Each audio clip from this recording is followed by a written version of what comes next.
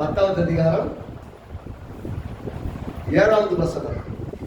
1 Samuel 10வது அதிகாரம் 7வது வசனம். எல்லாம் எடுத்துக்கொள்ளுங்க. இந்த வருடத்திற்கு கர்த்தர் நமக்கு கொடுத்திருக்கும் வாக்கு அந்த அதன்படியான நமக்கு ஒரு பெரிய செயல் திட்டத்தை தேவன் தருகிறார். The great execution of all the plans. எல்லாம் எடுத்துக்கொள்ளுங்க. 1 சாமுவேல் 10வது அதிகாரம் 7வது வசனம். யாவரும் இணைந்து வாசிக்கலாம். நீ இந்த அடையாளங்கள் உனக்கு நேரிடும் போது, எல்லாம் சேர்ந்து வாசிப்போம். சமயத்துக்கு ஏற்றபடி நீ செய், தேவன் உன்னோட இருக்கிறார். மீண்டும் சேர்ந்து வாசிப்போம். சமயத்துக்கு ஏற்றபடி நீ செய், தேவன் உன்னோடு இருக்கிறார். சொல்லுங்க, தேவன் என்னோடு இருக்கிறார். தேவன் உங்களோடு இருக்கிறார் என்பது முக்கியம் இல்ல, அதோட கூட இன்னொன்று சேர்த்து சொல்லப்படுகிறது. சமயத்துக்கு ஏற்றபடி செய். யார் செய்யணும்? ஆண்டவரே, சமயத்துக்கு தகுந்த நீங்க செய்யுங்க ஆண்டவரே, நீங்க செய்யுங்க ஆண்டவரே, நீங்க வாங்க ஆண்டவரே, நீங்க வாங்க ஆண்டவரே அப்படின்னா அவர் சொல்றாரு நீ செய். யார் செய்யணுமா? ஏன் நம்மள செய்ய சொல்லுகிறார் என்கிற கேள்விதான் பெரிய கேள்வியா இருக்கு.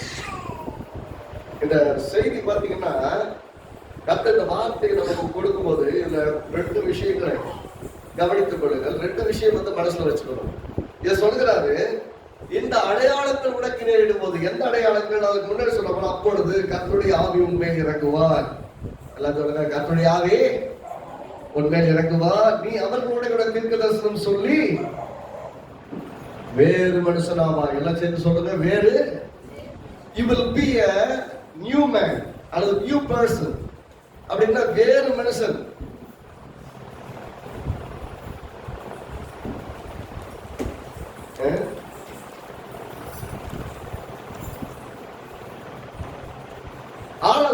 சொல்லுகிறார், கர்த்தருடைய ஆவி உன்மேல் வருவார், அப்பொழுது நீ வேறு மனுஷனாவாய்.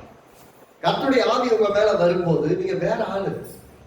அப்படி ஆயிரம் சொல்றது மட்டும் கிடையாது. பின்னாடி 9ஆம் வசனத்துல பாருங்க, அவன் சாமுவேலை விட்டு போகும்படி திரும்பின போது தேவன் அவனுக்கு வேறே இருதயத்தை கொடுத்தார். எல்லாம் சொல்லுங்க, வேற இருதயத்தை கொடுத்தார். With new man with a new heart. புது மனுஷன், புது இருதயம் அப்படின்னு 2 விஷயத்தை சொல்ற. அப்ப சொல்லித்தான் சொல்றது, சமயத்துக்கு ஏற்றபடி நீ செய், தேவன் உன்னோட கூட இருக்கிறார். இப்ப ஆவியானவர் உன்மேல் வந்து இறங்குவார். இறங்கும் போது உனக்கு வேற இருதயமும் கொடுக்கப்படும். அப்புறம் என்ன சொல்றாரு, நீ வேற மனுஷனாவும் மாறிடுவ. இப்ப நீ நீயா கிடையாது, இது வரைக்கும் நீ இல்லவே இல்லை, வேற மாதிரி ஆயிடுவ. இப்போ நீ ஒவ்வொன்றையும் செய்யும் போது கர்த்தர் என்ன சொல்றாரு, உனக்கு ஃப்ரீ வில் கொடுக்கிறேன், உனக்கு ஃப்ரீ வில் கொடுக்கிறேன், சாய்ஸ் கொடுக்கிறேன். You choose what to happen. நீ தீர்மானம் பண்ணு. இந்த வருஷத்துல கர்த்தர் நமக்கு கொடுத்திருக்கிறது என்னன்னா, நீங்க தீர்மானம் பண்ணுங்க, நீங்க செய்யுங்க, கர்த்தர் உங்களோட நடப்பார். என்ன நடக்கணும், வீட்டுல என்ன நடக்கணும், குடும்பத்துல என்ன நடக்கணும், ஊழியத்துல என்ன நடக்கணும், தொழில் என்ன நடக்கணுங்கிறத கடவுள் தீர்மானிக்கிறது இல்ல, நாம தீர்மானிக்கணும். நம்ம கடன் தீர்மானிக்கிறது இல்ல, நாம தான் தீர்மானிக்கணும். நம்ம குடும்பம் தீர்மானிப்பது இல்ல, நாம தான் தீர்மானிக்கணும். You decide and started to do it and God will work with you. உங்களோட கூட கடவுள் சேர்ந்து வேலை செய்வார். இதுல என்ன பிரச்சனை அப்படின்னா, இதுல இந்த பகுதியை பார்க்கும் போது 6ஆம் வசனம் சொல்ல பரிசுத்த ஆவி மேல வருவார். நீ வேறு மனுஷனாய் மாறுவாய், வேற இருதயம் உனக்கு. 7ஆம் வசனத்தை சொல்லும் போது உனக்கு நீ வேறு மனுஷனாவாய். 9ஆம் வசனத்துல வேறு இருதயம் உனக்கு கொடுப்பார் என்று சொல்றாரு. பாருங்க, இயேசு அப்போஸ்தலர் 10:38 பார்க்கும்போது, இயேசு கிறிஸ்துவை, நசரேயனாகிய இயேசுவை தேவன் பரிசுத்த ஆவியினாலும் வல்லமையினாலும் அளவில்லாமல் நிரப்பினார். எப்படி இருந்தாராம்? அப்போஸ்தலர் நடவடிக்கைகள் 10வது அதிகாரம் 38வது வசனம். எல்லாரும் எடுத்துக்கொள்ளுங்கள், சேர்ந்து வாசிக்கலாம். அப்போஸ்தலர் நடவடிக்கைகள் 10:38. அதுல இயேசு கிறிஸ்துவை குறித்து, நசரேயனாகிய இயேசுவை தேவன் பரிசுத்த ஆவியினாலும் வல்லமையினாலும் அபிஷேகம் பண்ணினார். தேவன் அவருடனே கூட இருந்தபடியினால், எல்லாம் வாசிங்க, தேவன் அவரோடு கூட இருந்தபடியால். அதான் முக்கியம். இப்போ சாமுவேல் வந்து சவுலை பார்த்து சொன்னதுக்கும் இங்கே இயேசுவை குறித்து சொல்வதற்கும் பெருசா டிஃபரன்ஸே கிடையாது. இயேசு வாழ்ந்த காலம் பழைய உடன்படிக்கையின் காலம்தான். சவுல் வாழ்ந்த காலமும் பழைய உடன்படிக்கையின் காலம்தான். அவர் வாழ்ந்த காலத்துக்கு வித்தியாசம் இல்லை, இயேசு வாழ்ந்த காலத்துக்கு வித்தியாசம் இல்லை. இல்லை, அது புதிய ஏற்பாட்டில இயேசு பறக்கிறார். இல்லை, புதிய ஏற்பாட்டில் இயேசு பறக்கல, பழைய உடன்படிக்கையில தான் பறக்கிறாரு. பழைய உடன்படிக்கையில தான் வாழ்றாரு. நியாயப்பிரமாணத்தின்படி தான் வளர்றாரு. அவர் நியாயப்பிரமாணத்தை சிலுவையின் மூலமாய் நிறைவேற்றி முடித்து வைத்தார். எப்ப இயேசு சிலுவையில மரித்து உயிரோடு எழுகிறாரோ அப்பதான் புதிய ஏற்பாடு ஆரம்பிக்கிறது. A new covenant has started when Jesus Christ has died on the cross and rose again. Till that time, old covenant is in place. பழைய உடன்படிக்கை தான் அந்த வேலை செஞ்சிருந்த ஒழிய புது உடன்படிக்கை நடக்கல. இந்த பழைய உடன்படிக்கையின் காலத்துல அன்றைக்கு சாமுவேல் சவுலை பார்த்து சொல்லுகிற வார்த்தை, சமயத்துக்கு ஏற்றபடி நீ செய். எப்படி செய்யணுமா? எல்லாம் சொல்லுங்க, எப்படி செய்யணும்? சமயத்துக்கு, whatever the situation that demands, do it. நீங்க என்ன சூழ்நிலை உங்களுக்கு வருதோ அந்த சூழ்நிலைக்கு தகுந்த மாதிரி நீங்க செய்யுங்க. ஏனென்றால் தேவன் உங்களோடு இருக்கிறார். தப்பு பண்ணிடுவோமோங்கிற பயம் தேவையில்லை. தப்பா டெசிஷன் எடுத்துருவோமோ, தப்பா செஞ்சிருவோமோன்னு இல்லை. தேவன் உங்களுக்கு சரியான வழி நடத்துவதை தருவார். இந்த ஆண்டு உங்களை தேவன் தெய்வீகமான விதத்தில் வழி நடத்த போகிறார். நான் இன்னைக்கு இப்படி சொல்லுவேன், உங்க டெசிஷன்ல ஒரு சின்ன டெசிஷன் கூட தப்பா எடுக்க விட மாட்டார். ஒரு தப்பான டெசிஷன் எடுத்துருக்க மாட்டீங்க. எங்கேயும் உங்க காலு போய் சிக்காது. தப்பான சூழ்நிலையில போய் நிக்காது, தப்பான மக்கள்கிட்ட போய் நிக்காது, தப்பான இடத்துல வார்த்தை விட்டு மாட்டிக்க மாட்டீங்க. எல்லா இடத்திலையும் தேவனாகிய கர்த்தர் கூட இருந்து உங்களை பத்திரமா நடத்துவார். என்ன சொன்னா, நீ செய்யி, நான் கூட இருக்கிறேன். தேவன் கூட இருப்பார். நிறைய இடங்கள்ல பாத்தீங்கன்னா தேவன் கூட இருந்தாலும் என்னையே கூட்டிட்டு இருக்கிறேன். மோசைக்கு சொன்னார் இல்லையா? மோசை என்ன கேட்கிறாரு? தேவனே ஏதோ ஒண்ணு பண்ணுங்க. பின்னாடி துரத்திட்டு வராங்க பார்வோடு சேனை. அவர் சொல்ற, என்கிட்ட கூட்டிட்டு இருக்கிறேன், போய் நதிய நீ பொழந்து விடு. என்னைய கூப்பிடுற? அவன் போல கோலம் நின்று நதி பொழக்குது. தேவன் வந்து செங்கடல ரெண்டா பொழக்கல. தேவன் வந்து முன்னாடி சொல்லிட்டார், இந்த கோலை வச்சு இதெல்லாம் செய்யணும். அப்போ கோலை நீட்டின உடனே எல்லாம் செங்கடல் ரெண்டா கலந்தது. அப்ப கோலை நீட்ட சொன்னது யாரு? தேவன். நீட்டினது யாரு? அப்படின்னு என்ன அர்த்தம்? நீ செய், தேவன் கூட இருக்கிறார். மோசே வனாந்தரத்தில் எடுத்த அத்தனை தீர்மானங்களிலும் அநேக தீர்மானங்கள் அவனை எடுத்த தீர்மானங்கள். ஒவ்வொரு தீர்மானத்திலேயும் அவன் தவறு செய்யவில்லை, தவறு செய்ய விடவில்லை. கர்த்தர் அவனோடு கூட இருந்தார். நான் இன்னைக்கு சொல்றேன், உங்களுடைய பயணங்கள் எல்லா இடத்திலேயும், whatsoever the place that you plan to travel, God is with you. இந்த கிறிஸ்துமஸ் ஆராதனையில் இருந்த பார்த்தோம்ல, இம்மானுவேல் என்பதற்கு தேவன் நம்மோட இருக்கிறார். இதுலயும் பாத்தீங்கன்னா, நீ செய்யி, நான் கூட இருக்கிறேன். இந்த வருஷத்துல ஊழியமும் சரி, தொழிலும் சரி, உங்க படிப்பா இருந்தாலும் சரி, வீட்டுல நடக்க வேண்டிய நல்ல காரியங்களா இருந்தாலும் சரி, வீடை கட்டுற காரியமா இருந்தாலும் சரி, வீட்டை முடிக்கிற வேலையா இருந்தாலும் சரி, இல்ல ஏதாவது அக்ரிமெண்ட் போடுறதா இருந்தாலும் சரி, என்ன பண்ண வேண்டும் என்று சொன்னாலும் நீங்கள் எல்லாவற்றையும் ஜெபத்தோடு தேவனுடைய உதவியோடு ஆரம்பியுங்கள். கர்த்தர் உங்களோடு இருக்கிறார். நீங்கள் செய்வது வாய்க்கும். அவர் செய்வது எல்லாம் வாய்க்கும். எல்லாம் சொல்லுங்க, எல்லாம் வாய்க்கும். ஒண்ணு கூட வேஸ்டா போக விட மாட்டார். என்ன பிரச்சனை? செய்யணும். சொல்லுங்க, எல்லாம் பக்கத்துல பார்த்து சொல்லுங்க, செய்யணும். பிரச்சனையே கேட்டா செய்யணுங்கிறது தான் பிரச்சனையே. பிரச்சனை என்னது? செய்யணும் தான் பிரச்சனை. செய்யணும்னு மனசு நிறைய ஆசை இருக்கும் இல்லையா? இதெல்லாம் வீட்டையே நாளாக்கணும்னு ஆசை இருக்கும். உடம்பு ஒத்து வராது. அங்க போய் அதை போய் இதை போய் பண்ணிட்டு வந்து யோசிப்போம். ஒன்றும் நகலாது. நம்ம எல்லாம் பிளான் பண்ணிட்டு உட்காந்துருப்போம். கூட ஒருத்தர் சேர மாட்டாங்க. யாரும் வரல, நானும் போகல. எங்க பிரச்சனை அப்படின்னா, அவர் இன்னும் எத்தனை பேர் வந்தாங்கிற அடிப்படையில் நீ செய்யாத, நீ போல செய். நான் இந்த வருஷம் ரொம்பவே போல போயிட்டேன் அவர்கிட்ட. என்ன ஆண்டவர், நாங்கள் அப்படியே இருக்கிறோம், ஊழியம் எப்படியா இருக்குது, சூழ்நிலை எப்படியா இருக்குது, ஒரு பெரிய எதிர்பார்த்த மாதிரி ஒரு பெரிய மாற்றத்தை பார்க்கலையே. எங்க பார்த்தாலும் கிழக்கொன்னு மேற்கொண்டு தெற்கொன்னு வடக்குன்னு இப்படிதான் இருக்கிறாங்க. இவங்களுக்குனால என்னால முடியல ஆண்டவரே அப்படின்னு சொல்லிட்டு அவர் சொல்ற, நீ செய், நான் கூட இருக்கிறேன், நீ செய்யி, நான் கூட இருக்கேன். ஆமா, இத்தனை வருஷம் செஞ்சுட்டு தான் சாமி இருக்கிறேன், இத்தனை வருஷம் நான் செஞ்சுட்டு தான் இருக்கேன், இப்ப மட்டும் புதுசா செய்ய சொல்றீங்க ஏண்டவரே?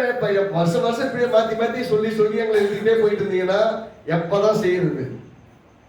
அவரு சொல்ற, அவரு அப்பதான் சொல்றாரு, சவுல் வந்து கழுதையை தேடிதான் வந்தான். அவன் வந்தது கழுதையை தேடி. ஆனா நான் அவனை கூப்பிட்டு வந்தேன் எதுக்காக? ராஜாவாக்குறது. நான் இப்ப கேட்கிறேன் உங்ககிட்ட, சொல்லு, நீ வந்து தெரிந்தெடுத்து நீயே ஊழியத்துக்கு வந்துட்டியா, உன்னை ஊழியத்துக்கு நான் கொண்டு வந்தேன்? வந்து மாட்டிக்கிட்டேன். சீரியஸா சொல்றேன், அப்படியே சொல்றேன், வந்து தெரியாம உங்ககிட்ட மாட்டிக்கிட்டேன்.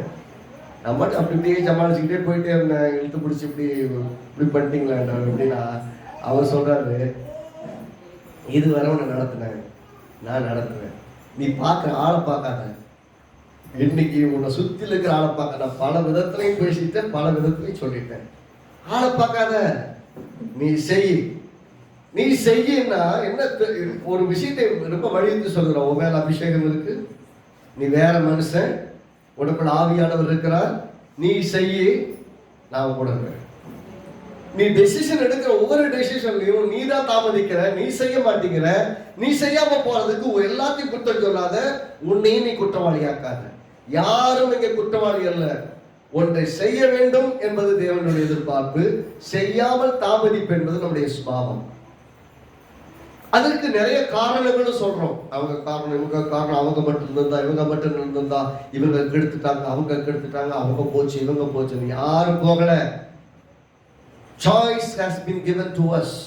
ஒவ்வொரு முறையும் ஒரு காரியத்தை செய்வதற்கு முன்பாக தீர்மானிப்பதற்கான வாய்ப்பு எனக்கு கொடுக்கப்பட்டது. இங்க இருக்கிற ஒவ்வொருத்தருக்கும் கொடுக்கப்பட்டது. ஒவ்வொரு தீர்மானமும் பாசிட்டிவா இருந்த சமயத்தில் வெற்றி பெற்றிருக்கிறீர்கள், நெகட்டிவா இருந்த போது தோற்றிருக்கிறீர்கள், நியூட்ரலா இருந்த போது உருப்படாம போயிருக்கு. ரைட்டா? பாசிட்டிவா யோசிச்சப்போ, சரி முயற்சி பண்ணி பார்த்தப்போ சக்சஸ் பண்ணியிருக்கீங்க. நெகட்டிவா வழங்காது எதுக்கு செஞ்சுக்கிட்டு நினைச்சப்போ போயிருக்கு, கைவிட்ட போயிருக்கு. லேட்டா யோசிச்சு நம்ம ட்ரை பண்ணி பார்த்துருக்கலாமே, லேட்டா சொல்லியிருந்திருப்போம். சில சமயம் நம்மகிட்ட அவங்களுக்கு தகவல் வந்திருக்கும், முன்னாடியும் போயிருக்க மாட்டோம், பின்னாடியும் போயிருக்க மாட்டோம், டெசிஷன் எடுத்துக்க மாட்டோம், சைலண்டா விட்டுருப்போம். அது ஒண்ணுமே நடந்திருக்காது. நான் சொல்றேன், நம்முடைய வாழ்க்கையில கொடுக்கப்படும் ஒவ்வொரு ஆப்பர்ச்சுனிட்டிஸும், ஒவ்வொரு வாய்ப்புகளையும் we have to utilize it in a better way this year.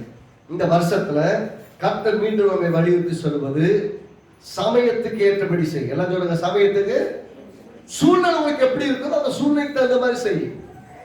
நிறைய சமயத்துல இந்த சவுலை குறித்து பார்க்க போகிறோம். இவர் நிறைய சமயத்துல அவருக்கு கொடுக்கப்பட்ட சாய்ஸஸ் அவர் தீர்மானம் எடுத்தாரு. நிறைய நல்ல தீர்மானம் எடுத்தாரு, நிறைய தப்பாவும் தீர்மானம் எடுத்தாரு. ஒரு மனுஷன் சொன்னீங்கனாலே, ஒரு மனிதன், a man அப்படின்னு சொன்னீங்கனாலே, he is a total combination of his decisions. அவருடைய தீர்மானங்கள் தான். பாருங்க, இந்த சட்டம் போடணும், தீர்மானம். ஒரு பொருள் வாங்கணும், அது தீர்மானம். இப்படிதான் ஹேர் ஸ்டைல் கூட தீர்மானம், இப்படிதான் நகை போடணும், அது தீர்மானம். அந்த ஒவ்வொரு விஷயத்தையும் நீங்கள் தெரிந்தெடுத்து செய்கிறீர்கள். ஆனால் தெரிந்தெடுத்து செய்யும் போது கர்த்தர் உங்களோடு தான் இருக்கிறார், உங்களை கைவிட்டுட்டு போகல. Your choices is never hurting God, yet He always stay with you. அவர் காயப்பட்டிருந்தல உங்களோட இருக்கிறார். காயப்படுத்தும் போதும் கூட, அவரை விட்டுட்டு ஓடும் போதும் கூட, அவரை மறந்துட்டு போகும் போதும் கூட, அவர் மறக்கல கூட தான் இருக்கிறார். அவர் விட்டு விலகி போயிடல. எப்பதான் போய் விலகி போறோம்னு சொன்னா, இனி இவனை வச்சு ஒண்ணுமே பண்ண முடியாது. யாரை வச்சு? இவனை வச்சுட்டு ஒண்ணுமே போக முடியாதுங்க போது விலகி போகிறார். நல்லா கவனிங்க. இதுல ஆரம்பத்தில் ஒரு 3 அடையாளங்களை குறித்து சொல்லுகிறான். சாமுவேல் வந்து சவுல்கிட்ட சொல்லும் போது இந்த 3 அடையாளங்கள் சொல்லிட்டு சொல்ல, இந்த அடையாளங்கள் உனக்கு நேரிடும் போது அப்படின்னு சொல்லிட்டு சொல்றாரு. அப்படின்னா அந்த 3 அடையாளங்கள் என்னன்னா, முதல் விஷயம் கவனிக்கணும். பிரச்சனையோடு வர்றான். அவன் பிரச்சனை என்ன? இந்த வருஷத்துல, இந்த 22வது வருஷத்துக்குள்ள போகும்போது உங்களுக்கு ஒரு சில பிரச்சனைகளை மனசுல வச்சுக்கிட்டு இந்த வருஷத்தை ஆரம்பிப்பீங்க. God will meet that requirements. என்ன தேவைகள் இருக்குதோ அந்த தேவைகளை சந்திப்பார். இவன் என்ன என்ன எதிர்பார்ப்போடு வந்தா, என்ன கவலையோட வந்தான்னா, முதல்ல அவன் கவலை கழுதை காணாம போச்சுன்னு கவலை. கழுதையை தேடி வரான். அவருடைய முதல் பதிலே பாத்தீங்கன்னா, அப்போஸ்தலர் 1 சாமுவேல் 10வது அதிகாரம் திரும்ப எடுத்துக்கொள்ளுங்க, நல்லா எடுத்துக்கொள்வோம். 1 சாமுவேல் 10வது அதிகாரம் 1ஆம் வசனத்துல ஒரு தைல குப்பி எடுத்து அவனை தலைவனாக அபிஷேகம் பண்ணுகிறார். அதான் இதனுடைய பின்னணி என்னன்னா, சவுலை ராஜாஸ்தானத்தில் சாமுவேல் அபிஷேகம் பண்றார். அபிஷேகம் பண்ணதுக்கு அப்புறம் இப்போ இதுவரைக்கும் இஸ்ரவேல்ல ஒரு ராஜாவே கிடையாது, முதல் ராஜா. இந்த முதல் ராஜாவை அபிஷேகம் பண்ணின உடனே அந்த ராஜாவுக்கு சில காரியங்களை சொல்றாரு. அதுதான் இந்த சப்ஜெக்ட் வருது. 2ஆம் வசனம் பாருங்க. நீ இன்றைக்கு என்னை விட்டு போகிற போது பெத்லெஹேமின் எல்லையாகிய செல்சாவில் ராகேலின் கல்லறை அண்டையில் 2 மனுஷரை காண்பாய். எத்தனை பேருங்க? 2 பேருங்களுக்கு பாருங்க. ஒரு ஆளை பார்த்தாலும் அவன் சொன்ன விஷயம் பொய். இல்ல 2 பேர் கிடையாது, 3 பேருனாலும் பொய், இடம் மாறிட்டாலும் பொய். ரைட்டா? ஆக அவன் ரொம்ப அக்யூரேட்டா சொல்ற. நல்லா கவனிக்கணும். அதுல தீர்க்கதரிசனம் சொல்லப்படுகிறது, ஆனால் சொல்லப்படும் போது ரொம்ப அக்யூரேட்டா. 2 மனுஷரை காண்பாய், அவர்கள் உன்னை பார்த்து, நீ தேட போன கழுதைகள் அகப்பட்டது, இதோ உன் தகப்பன் கழுதைக்கு மேல் இந்த கவலை விட்டு உங்களுக்காக விசாரப்படுகிறான். அப்படின்னு என்ன அர்த்தம்? முதல்ல எந்த பிரச்சனை நிமித்தமாக இவன் கழுதையை தேடிட்டு வந்தான். இந்த புதிய வருஷத்தை ஆரம்பிக்கும் போது ஏதோ ஒரு தேடுதலோடு கூட நீங்கள் ஆரம்பிக்கலாம். கர்த்தர் என்ன சொல்றாருன்னா, கர்த்தர் அதுக்கு பதில் என்ன சொல்றாருன்னா, ஒரு தேவைகள் சந்திக்கப்பட்டது அப்படின்னு சொல்லி நல்லா கவனிக்க. இவங்கெல்லாம் யாருன்னு பார்த்தீங்கன்னா, இவனுக்கு சம்பந்தம் இல்லாத ஆட்கள். இந்த வருஷத்துல தேவன் உங்களுக்கு அறிமுகம் இல்லாத மக்கள் மூலமாக உங்கள் தேவைகளையும் உதவிகளையும் ஒத்தாசைகளையும் தேவன் வந்து சேரப்படுவார்.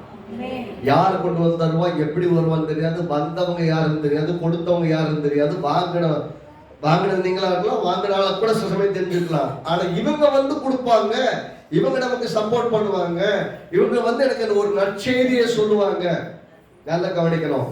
வருத்தத்தோடு கொடுக்க முதல்ல நற்செய்தி. முதல் விஷயம் என்னது? அப்ப கவலைப்படாத, உனக்கு நீ தேடி என்ன பிரச்சனையை பேசிட்டு இருந்தோ அந்த பிரச்சனை சால்வ் ஆயிடுச்சு. அந்த பிரச்சனையை தேவன் சால்வ் பண்ணிட்டான்னு சொல்றதுக்கு தேவன் உங்களுக்கு ஆட்களை அனுப்பும்படியாக செய்வார். நல்லா கவனிக்கணும். அவன் எங்க வந்து சந்திக்கிறான்னா, எங்க சந்திப்பாங்கன்னா, ராகேலின் கல்லறை. யாருடைய கல்லறை? ராகேலின் கல்லறை. நான் நிறைய வசனங்கள் எடுத்து சொல்லணும்னு நினைச்சேன், நேரம் பார்த்தாதான் நான் வசனங்கள் எடுத்து சொல்லலை. நான் ராகேலின் கல்லறைன்னு சொல்லும் போது நல்லா கவனிக்கணும். ராகேல் வந்து யாக்கோபு லவ் பண்ணி கல்யாணம் பண்ண பொண்ணு. யாக்கோபு ரொம்ப விரும்பி கல்யாணம் பண்ண பொண்ணு. ரைட்டுங்களா? எல்லாம் விரும்ப ஆரம்பிச்சிட்டீங்க. சரி. யாக்கோபு நேசித்து கல்யாணம் பண்ண ஒரு பொண்ணு இந்த ராகேலுங்கிற பொண்ணு. ரைட்டுங்களா? சரி. ராகேல் பொண்ணு ரொம்ப நேசித்தான். அவளுக்காக எக்ஸ்ட்ரா ஒரு 7 வருஷம் வேலை பார்த்தான். ஒரு பொண்ணுக்காக ஒரு 7 வருஷம் வேலை பார்த்துட்டான், அடுத்த ஒரு பொண்ணுக்காக 7 வருஷம் வேலை பார்த்துட்டான். சரி, ஓகே. இப்ப கல்யாணம் பண்ணிட்டான், குழந்தைலாம் பெற்றாச்சு. 2 பரிவாரமா பிரிச்சாலாம் கூட்டு வரான் வீட்டுக்கு வரும்போது. 2 பரிவாரமான ஒரு அதாவது லேயாளுடைய ஃபேமிலியில ஒரு கிளான்ல ஒண்ணு, அப்புறம் ராகேலுடைய கிளான்ல ஒரு கூட்டம். அப்ப 2 பேரை பிரிச்சு 2 மனைவிக்கு தனித்தனியா பிரிச்சு அண்ணனை சந்திக்க வராரு. சொந்த ஊருக்கு வராரு. நல்லா கவனிங்க. எங்க வராரு? எல்லாம் சொல்லுங்களேன். எங்க வராருங்க? சொந்த வீட்டுக்கு வராரு. ஏன்னா அங்கிருந்து ஓடி போன தேசத்துக்கு திரும்பி போறான். இப்போ நல்லா கவனிக்கணும். ஓடி போன தேசத்துக்கு சொந்த தேசத்துக்கு போறது வழியில இவன் மிகவும் நேசித்து திருமணம் பண்ணினவள். ஆனால் அவளால் இந்த நேசித்தவனுடைய சுதந்திரத்தை பார்க்கவும் முடியல, அதை அனுபவிக்க முடியல. வழியிலேயே இருந்தான். என்ன நடந்தது? வழியிலேயே இறந்துட்டாங்க. அங்க ஒரு இடத்துல அடக்கம் பண்ணிட்டான். அதுக்கு ராகேலின் கல்லறைன்னு பேர் வச்சாங்க. நல்லா பாருங்க, மரித்து போன, அதாவது வாக்கு தத்தத்தை சுதந்திரிக்க முடியாத ஒருவன் இருக்கிற இடத்திற்கு அருகிலே இவனுக்கு ஒரு வாக்கு தத்தத்தை கொடுக்கிறார். ஒரு நல்ல செய்தியை சொல்றாங்க. என்ன செய்தி? நீ இழந்து போனதை பெற்றுவிட்டாய். ஆமென். நீ இழந்து போனதை பெற்றுவிட்டாய் என்கிற தகவல் எங்கே சொல்லப்படும் என்று சொன்னால், ராகேலின் கல்லறை அருகிலே 2 பேர் சந்திச்சு சொல்லுவாங்க, அப்பா இந்த அம்மா தான் போய் சந்திச்சு அந்த பொருள் எடுத்துக்கல, ஆனா உன்னோட நஷ்டப்படல, நீ எடுத்துட்ட. இன்றைக்கு நான் உங்களுக்கு சொல்றேன், இழந்து போகக்கூடிய நிலைமையில் இருக்கிற இடங்களிலும் கூட நல்ல செய்திகள் நமக்கு வரும். தேவன் நல்ல விதமான வாக்குகளை நமக்கு தரப்படுவார். இது அவ்வளவுதான், முடிஞ்சு போச்சு, குழியில போட்டு மூடின விஷயம் நீங்க யோசிச்சாலும் கூட கர்த்தர் நமக்காக பிரேத குழிகளின் அருகில் இருந்து நமக்கு நல்ல செய்திகள் வர வைப்பார். அதனால முடிஞ்சு போச்சு, நீங்க முடிக்கலாம், கர்த்தர் முடிக்கல. அடுத்த விஷயத்தை பாருங்க. முதல் காரியத்தை சொன்னேன், அவனுடைய தேடுதல் இருந்தது. தேடுதலோடு தான் இங்க வந்தான். தேடுதலுக்கு பதில் என்ன? நீ தேடுகிறது கிடைத்து விட்டது. எல்லாம் சொல்லுங்க, நான் தேடுனது இந்த வருஷத்துல கிடைக்கும். எல்லாம் சொல்லுங்க, நான் தேடுறது இந்த 2022ல கிடைக்கும், நிச்சயமா கிடைக்கும். ஏன் கிடைக்கும் சொன்னீங்கன்னா, நான் எடுக்கிற முயற்சி எல்லாவற்றிலும் என் தேவனை கூட இருப்பான். எல்லாத்துலயும் நம்ம கூட இருப்பான். நான் எடுக்கிற ஒவ்வொரு டெசிஷன்லையும் மிஸ்டேக் பண்ண விட மாட்டான். கரெக்டான வழியில நடத்துவார். இங்க கல்லறை இடத்துல ஒரு தகவல் வருது. அடுத்து பாருங்க, 3ஆம் வசனம். நீ அவ்விடத்தை விட்டு அப்புறம் கடந்து போய் தாபோரில் உள்ள சமபூமியில் சேரும் போது தேவனை பணியும்படி பெத்தேலுக்கு போகிற 3 மனுஷர் அங்கே உன்னை கண்டு சந்திப்பார்கள். ஒருவன் 3 ஆட்டுக்குட்டிகளையும், இன்னொருவன் 3 அப்பங்களையும், வேறொருவன் திராட்சை ரசம் உள்ள ஒரு துருத்தியும் கொண்டு வந்து. இயேசுவை சந்திக்க எத்தனை பேர் வந்தாங்க? ஞான சாஸ்திரிகள் வந்தாங்க இல்லையா? எத்தனை பேர் வந்தாங்க? எத்தனை பேர் நமக்கு தெரியாத, 3 பேர் தான் சொல்லிட்டு இருக்காங்க. இது வரைக்கும் 3 பேர் தான் இது வரைக்கும் நீங்கள் நாடகத்தை சொல்லிட்டு இருக்கீங்க. நாங்களும் உங்க நாடகத்தை நம்புறோம். சோ நாடகத்தின்படி சொல்லப்பட்டபடி 3 சாஸ்திரிகள், ரைட்டுங்களா? ஏன்னா 3 பொருளை சொன்னதுனால 3 பேர் தான் வந்தாங்க அப்படின்னு சொல்லி முடிவு பண்ணியா. சரி, அப்படியே வச்சுக்குவோம், கணக்கு படியே வச்சுக்குவோம். 3 பேர் வருவாங்க. 3 பேரும் 3 ஆட்டுக்குட்டி எடுத்துட்டு வருவாங்க, 3 அப்பம் எடுத்துட்டு வருவாங்க, ஒரு துருத்தில திராட்சை ரசம் கொண்டு வருவாங்க. கொண்டு வந்து என்ன பண்ணுவாங்கன்னா, உன்னுடைய சுக செய்தியை விசாரித்து, a stranger will inquire about how you are. நீங்க நல்லா இருக்கீங்களா அப்படின்னு ஊர்ல போறவங்க வரவெல்லாம் உங்களை விசாரிக்கும்படிக்கு எல்லாராலும் நீங்கள் விசாரிக்கப்படுவீர்கள். ஏன்னா உங்களுக்குள்ள இருக்கிற ஆவியானவர், உங்களுக்கு நீங்க கிடையாது, உங்களுக்குள்ள இருக்கிற ஆவியானவர் அப்படிப்பட்ட விதத்துல மக்களை எல்லாரையும் உங்கள் அண்டையில சேரும்படி செய்வார். இங்க சொல்றாரு, நீ போவ, ஏத்தாப்புல ஒரு 3 பேர் வருவாங்க. அவங்க யாரு? தேவனை துதிக்க ஆராதிக்க போகிறவர்கள். எங்க போறாங்க? பெத்தேலுக்கு. பெத்தேல் என்பதுங்க, யாக்கோபு தேவனுக்காக ஒரு கல்தூணை நிப்பாட்டி, இது நான் தேவனை ஆராதிக்கிறேன்னு சொல்லிட்டு போனானே. அப்பா அம்மா வீட்டுக்கு ஓடி வரும்போது ஒரு கல்தூணை நிப்பாட்டி, இது நான் ஆராதிக்கிறேன்னு சொல்லிட்டு போனானே. அதே பெத்தேல் இருந்து பெத்தேல சந்திப்ப எங்க இருந்து? நீ ஓடின இடத்துக்கு அருகிலே, நீ உயிருக்காக பயந்து ஓடின இடத்துல நீ நாட்டின அதே மாதிரி ஒரு இடத்துல உன்னை சந்தித்து உனக்கு நல்லா விசாரித்து உனக்கு என்ன பண்ணுவாங்களா பாருங்க, உன்னுடைய சுக செய்தி விசாரித்து உனக்கு 2 அப்பங்களை கொடுப்பார்கள், அவைகளை நீ அவர்களில் வாங்குவாய். அப்படின்னு என்ன அர்த்தம்? தேவனை ஆராதிக்க பெத்தேலுக்கு போகிறவர்கள், நான் சொல்றேன் ஆராதிக்க போகிறவர்கள், ஆராதிக்கிறவர்கள், தேவனை ஆராதிக்கிறவர்கள் உங்களிலே ஆவி உண்டு என்று அறிவார்கள். நீங்கள் வேற மனுஷனாய் இருக்கிறீர்கள் அறிவார்கள். உங்கள் மேல இருக்கிற அபிஷேகத்தை அறிவார்கள். உங்களை விசாரிப்பார்கள். உங்களை விசாரிக்கும்படியாக தேவன் உதவி செய்வார். அடுத்தது சொன்னாரு, பின்பு பெலிஸ்தரின் தானியம் இருக்கிற தேவனுடைய மலைக்கு போவாய். அங்கே நீ பட்டணத்திற்குள் பிரவேசிக்கில் மேடையிலிருந்து இறங்கி வருகிற தீர்க்கதரிசியின் கூட்டத்தில் ஈடுபடுவாய். அவர்களுக்கு முன்பாக தம்புருவும் மேளமும் நாகஸ்வரமும் சுரமண்டலமும் போகும். அவர்கள் தீர்க்க தரிசனம் சொல்லுவார்கள். அப்பொழுது கர்த்தருடைய ஆவி உண்மையில் இறங்குவார். நீ அவர்களோடு கூட தீர்க்க தரிசனம் சொல்லி வேறு மனுஷனாவா. என்னன்னா, நீ போவ, அங்கே ஆராதிக்கிற கூட்டத்துக்கு வரும், உன்னை விசாரிச்சுட்டு போகும். விசாரிச்சுட்டு போனதுக்கு அப்புறம் உனக்கு அப்பம் கொடுத்து விட்டு போவார்கள். அது பாருங்க, 2ஆம் விஷயம். ரெண்டாவது விஷயத்த சொல்லிட்டு இருக்கிறோம். முதல் விஷயம் என்ன? அவருடைய கவலை நீக்கப்படுகிறது. அவர் என்ன கவலை? கழுத காணாம போச்சு தேடிட்டு இருந்த கவலைய முதல்ல நீக்கிறார். ரெண்டாவது, அவனுக்கு அடுத்த என்ன பெரிய பிரச்சனைனா பசி. எப்படி பசின்னு அதுக்கு முன்னாடி அதிகாரத்துல பாத்தீங்கன்னா,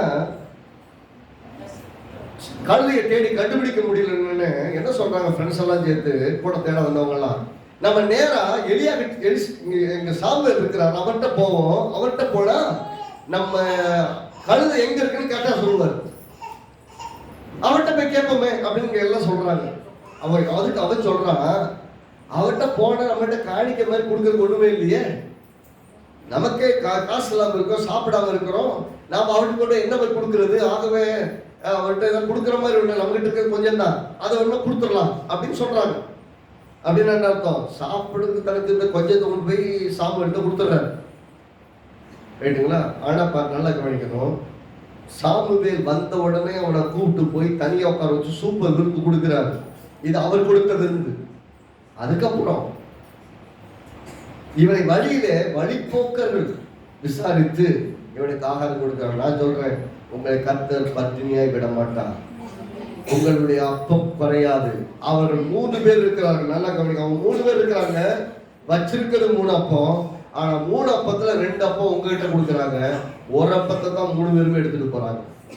அப்படின்னா என்ன அர்த்தம்? உங்கள் பங்கு மற்றவங்களை பங்கை விட 2 மடங்கு அதிகமா இருக்கும். ஆமே, எல்லாம் ஒரு நல்ல ஒரு ஆமையை சொல்லுங்களேன். ஆமா, மற்றவங்களுக்கு விட உங்களுக்கு எப்படி ஒரு பங்கு எக்ஸ்ட்ரா இருக்கும்? ஓசியா வந்தா கூட எத்தனை சொல்றீங்க? அது ஓசியா காசாக்குறது கிடையாது. எப்படி வந்தாலுமே மற்றவருடைய பங்கை விட உங்க பங்கு அதிகமா இருக்கும். அடுத்து பாத்தீங்கன்னா, இந்த கில்கால்ல தீர்க்கதரிசனம் வரும்போது ஆவியினால் நீ நிரப்பப்படுவாய் சொன்னார். அப்படின்னா you will receive spiritual wellness. முதல்ல கவலையை தீர்க்கிறார், இரண்டாவது பசியை போக்குறார், மூணாவது ஆவிக்குரிய பசியை, ஆவிக்குரிய வெளிப்பாட்டை, ஆவிக்குரிய கிருபையை தருகிறார். அதனால மூணாவது கில்கால்ல பெலிஸ்தருடைய தானை இருக்கிற பிரவேசிக்கையில் மேடையை பிரவேசிக்கையில் தீர்க்கதரிசனம் கூட எதிர்கொள்வாய். அப்போது கில்கால்ல ஒரு கூட்டத்தை சந்திப்பேங்கிறார். பாருங்க 10வது வசனம் பாருங்க. அவர்கள் அதற்கு அந்த மலை உச்சிக்கு போன போது இதோ தீர்க்கதரிசி கூட்டம் அவனுக்கு எதிராக வந்தது. அப்பொழுது கர்த்தருடைய ஆவி அவன் மேல் இறங்கினதுனால் அவனும் அவர்களுக்குள்ளே தீர்க்கதரிசனம் சொன்னான்.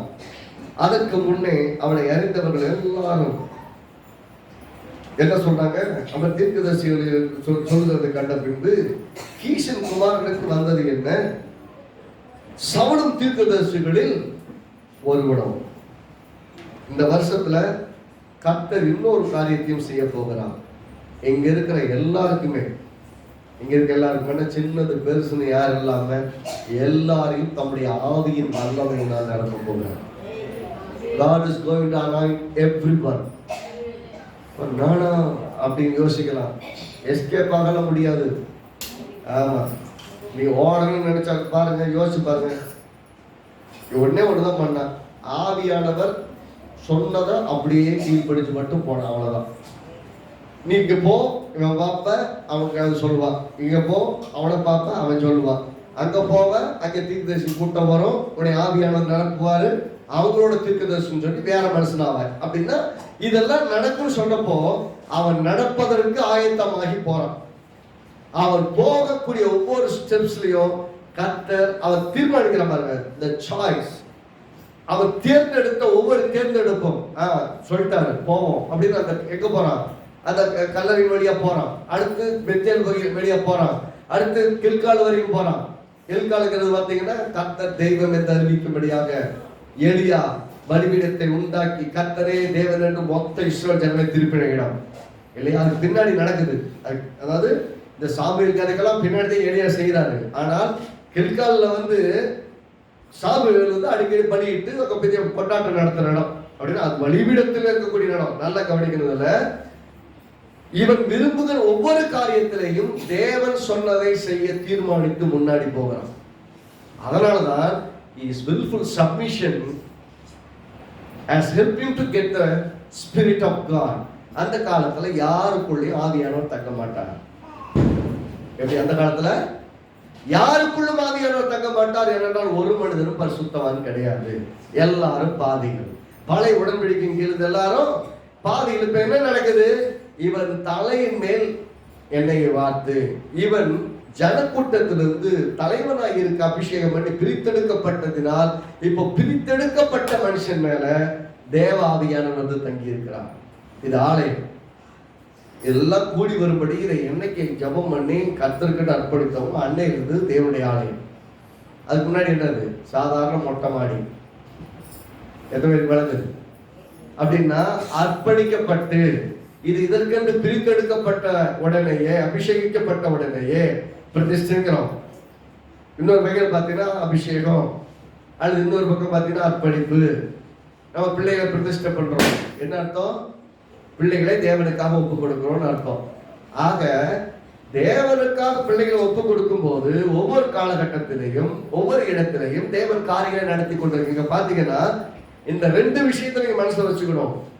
நான் வேறு மனுஷன் ஆகாமல், இங்க சொல்றாரு இல்லையா, நீ அப்பொழுது கர்த்தருடைய ஆவி உண்மையில் இறங்குவார், நீ அவர்களோட தீர்க்கதரிசனம் சொல்லி வேறு மனுஷன் ஆவாய்.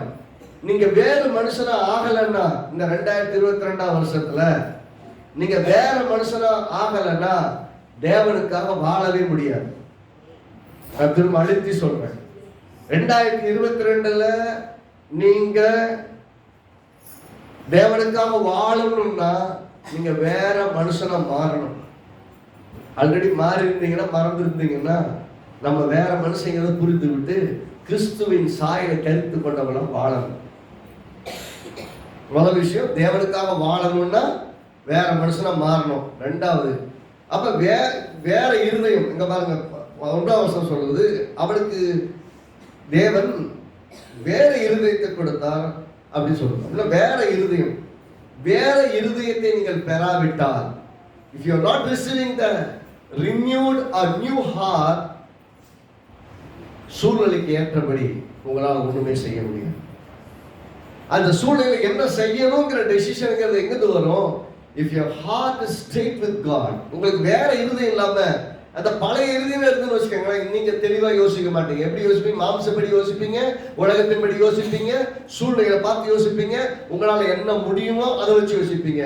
உள்ள ஒருத்தர் இருக்கிறார்ல, அவர் இருக்கிற அளவுக்கு உள்ள மாறினா தான். அதனால ரொம்ப எளிமையா சொல்லிட்டு, ஒருவன் கிறிஸ்துவுக்குள் இருந்தால் புது சிருஷ்டியா இருக்கிறான், பழையவர்கள் எல்லாம் ஒழிந்து போன எல்லாம் புதிதாயின. எல்லாம் சொல்லுங்க, எல்லாம் புதுசாயிடுச்சு. எல்லாம் சொல்லுங்க, எல்லாம் புதிதாயின, எல்லாம் புதிதாயின. அப்படின்னா உங்களுக்கு என்ன தேவையில்லை? இனிமேல் புதுசா இருதயத்தை மாற்ற வேண்டிய அவசியம் வெளி போறாங்க. எல்லாம் சொல்லுங்க, இருதயம் மாற வேண்டியது இல்லை. நாங்கள் ஆண்டவராக இயேசு ஏற்றிருக்கிறோம். எத்தனை பேர் ஆண்டவராக இயேசு விசுவாசித்திருக்கீங்க? ஆண்டவராக இயேசு விசுவாசித்தவருடைய அத்தருடைய இருதயமும் ஏற்கனவே வேறே இருதயமாய் மாறி இருக்கிறது. You already have brand new heart and a brand new man. நீ வேற மனுஷனாக ஆயிருக்கீங்க. அதுதான் புது வருஷத்துல தான் செய்தி. நீங்க வேற மனுஷன் ஆயிட்டீங்க. வேற இருதயம் உங்களுக்கு இருக்கான்னு தெரியல, மாறிச்சான்னு புரியல. அதனாலதான் பழைய ஆளுக்கும் புது ஆளுக்கும் வித்தியாசம் தெரியாத மாதிரி ஒரு வாழ்க்கைய வாழ்ந்துடும். You need to decide. இந்த வருஷத்துல சில அடிப்படையான வெறித்தனமான தீர்மானங்களை நீங்க எடுத்தாலும், இந்த வெறித்தனமானங்கிற வார்த்தையை அண்டர்லைன் பண்ணி வச்சுக்காங்க. பைபிள்ல கிடையாது, உலகத்துல பேசுறாங்க. ஆனா அந்த வெறித்தனமைங்கிற வார்த்தைக்கு அர்த்தம் என்னன்னா, பல்ல கழிச்சுக்கிட்டு இப்படித்தானே நான் இருப்பேன் அப்படி சொல்லுவாங்க. அது மாதிரி இருந்தே ஆகணும். சில நல்ல ரெசல்யூஷன்ஸ் இந்த புது வருஷத்துல எடுக்கணும். சொல்லுங்க, புது வருஷத்துல நல்ல தீர்மானங்கள் எடுக்கணும். என்ன தீர்மானம்? வாழ்ந்தாலும்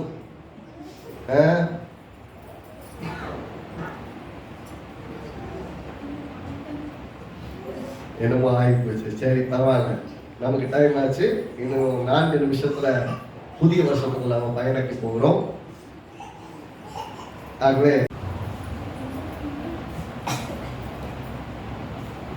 ஏற்கனவே பேசினதனுடைய தொடர்ச்சியை பார்த்தீங்கன்னு சொன்னா, இந்த புது வருஷத்துல கர்த்தர் 2 விஷயத்துக்கு முன்னாடி மனசுல வச்சுக்கணும்னு சொன்ன. ஒண்ணு, நான் வேற மனுஷனா மாறலன்னா நான் தேவனுக்காக வாழ முடியாது. வேற மனுஷனா மாறலன்னா தேவனுக்காக வாழ முடியாது. நான் வேற இருதயத்தை பெறாவிட்டால் சூழ்நிலைக்கு ஏற்றபடி என்னால எந்த வேலை எதையும் செய்ய முடியாது. இப்படி எளிமையா எப்படி சொல்லலாம்? கர்த்தர் சொல்கிறாரு, சமயத்துக்கு ஏற்றபடி நீ செய் அப்படின்னு சொல்றாரு. சூழ்நிலை எப்படி இருக்கோ அதுக்கு தகுந்த மாதிரி நீ செய்ப்பா அப்படின்னு சொல்றாரு. அப்படி செய்யணும்னா சமயத்துக்கு ஏற்றபடி ஒன்றை செய்ய வேண்டும். தேவன் எங்கூட இருக்கிறார் அப்படின்னா அதை செய்யறதுக்கு எனக்கு என்ன வேணும்? வேற இருதயம் வேண்டும். அந்த இருதயம் வந்து என்னுடைய இருதயம்னா நான் வேற மாதிரி யோசிப்பேன். ஆனால் தேவனுடைய இருதயமே தேவனுடைய இருதயமாக என்னுடைய இருதயம் மாறிடுச்சுன்னா அவர் என்ன யோசிக்கிறான்னு பார்த்து என்னால் செய்ய முடியும். சில இடத்துல வேலை செய்யற இடத்துல பார்த்துருப்பீங்க, முதலாளி என்ன யோசிக்கிறான்னு கரெக்டாக கண்டுபிடிச்சு முதலாளிக்கு தகுந்த மாதிரி வேலை செய்வாங்க. இல்லை வியாபாரம் பண்றாங்கன்னா வியாபாரம் பண்ண வர்றவர் என்ன மாதிரி யோசிக்கிறாரோ அதுக்கு தகுந்த மாதிரி பேசுவாங்க. ரைட்டா?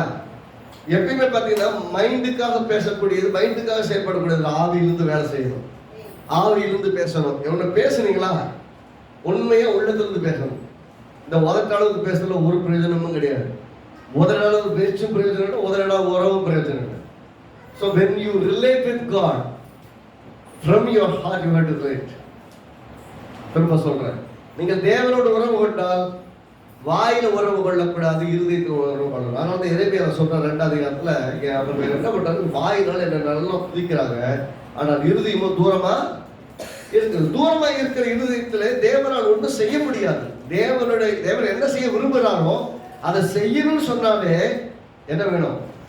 நம்ம இருதயம் வந்து புதிதாக்கப்பட்ட இருதயமா இருக்கணும். நான் ஏற்கனவே சொன்னேன், இந்த விஷயம் நமக்கு நடந்துருச்சு. எல்லாம் சொல்லுங்க, எனக்கு ஏற்கனவே God has given me a brand new heart when I accepted Jesus. எத்தனை பேர் இயேசுவை ஏற்றுக்கொண்டவங்க? இயேசுவை ஏற்றுக்கொண்டவங்க சொல்லிக்கிறேன், எல்லாருக்குமே புதிய இருதயத்தை ஏற்கனவே தேவன் தந்து விட்டார்கள். புதிய இருதயத்துக்காக ஜெபம் பண்ண வேண்டியது கிடையாது.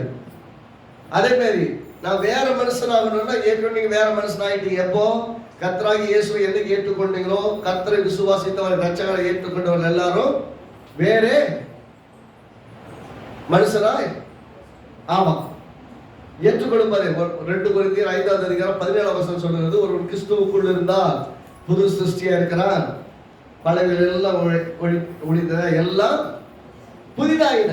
ஒரு கிறிஸ்துவுக்குள் இருந்தா பிராண்ட் நியூ மேன். எல்லாம் சொல்லுங்க, நான் ஏற்கனவே பிராண்ட் நியூ. எல்லாம் சொல்லுங்க, நான் பிராண்ட் நியூ. எல்லாம் சத்தமா சொல்லுங்க, நான் பிராண்ட் நியூ. நான் ஆல்ரெடி பிராண்டட், லோக்கல் கிடையாது. பிராண்டட்னா ஹெவன்லி பிராண்ட். இந்த பிராண்ட் லோக்கல்ல கிடைக்காது.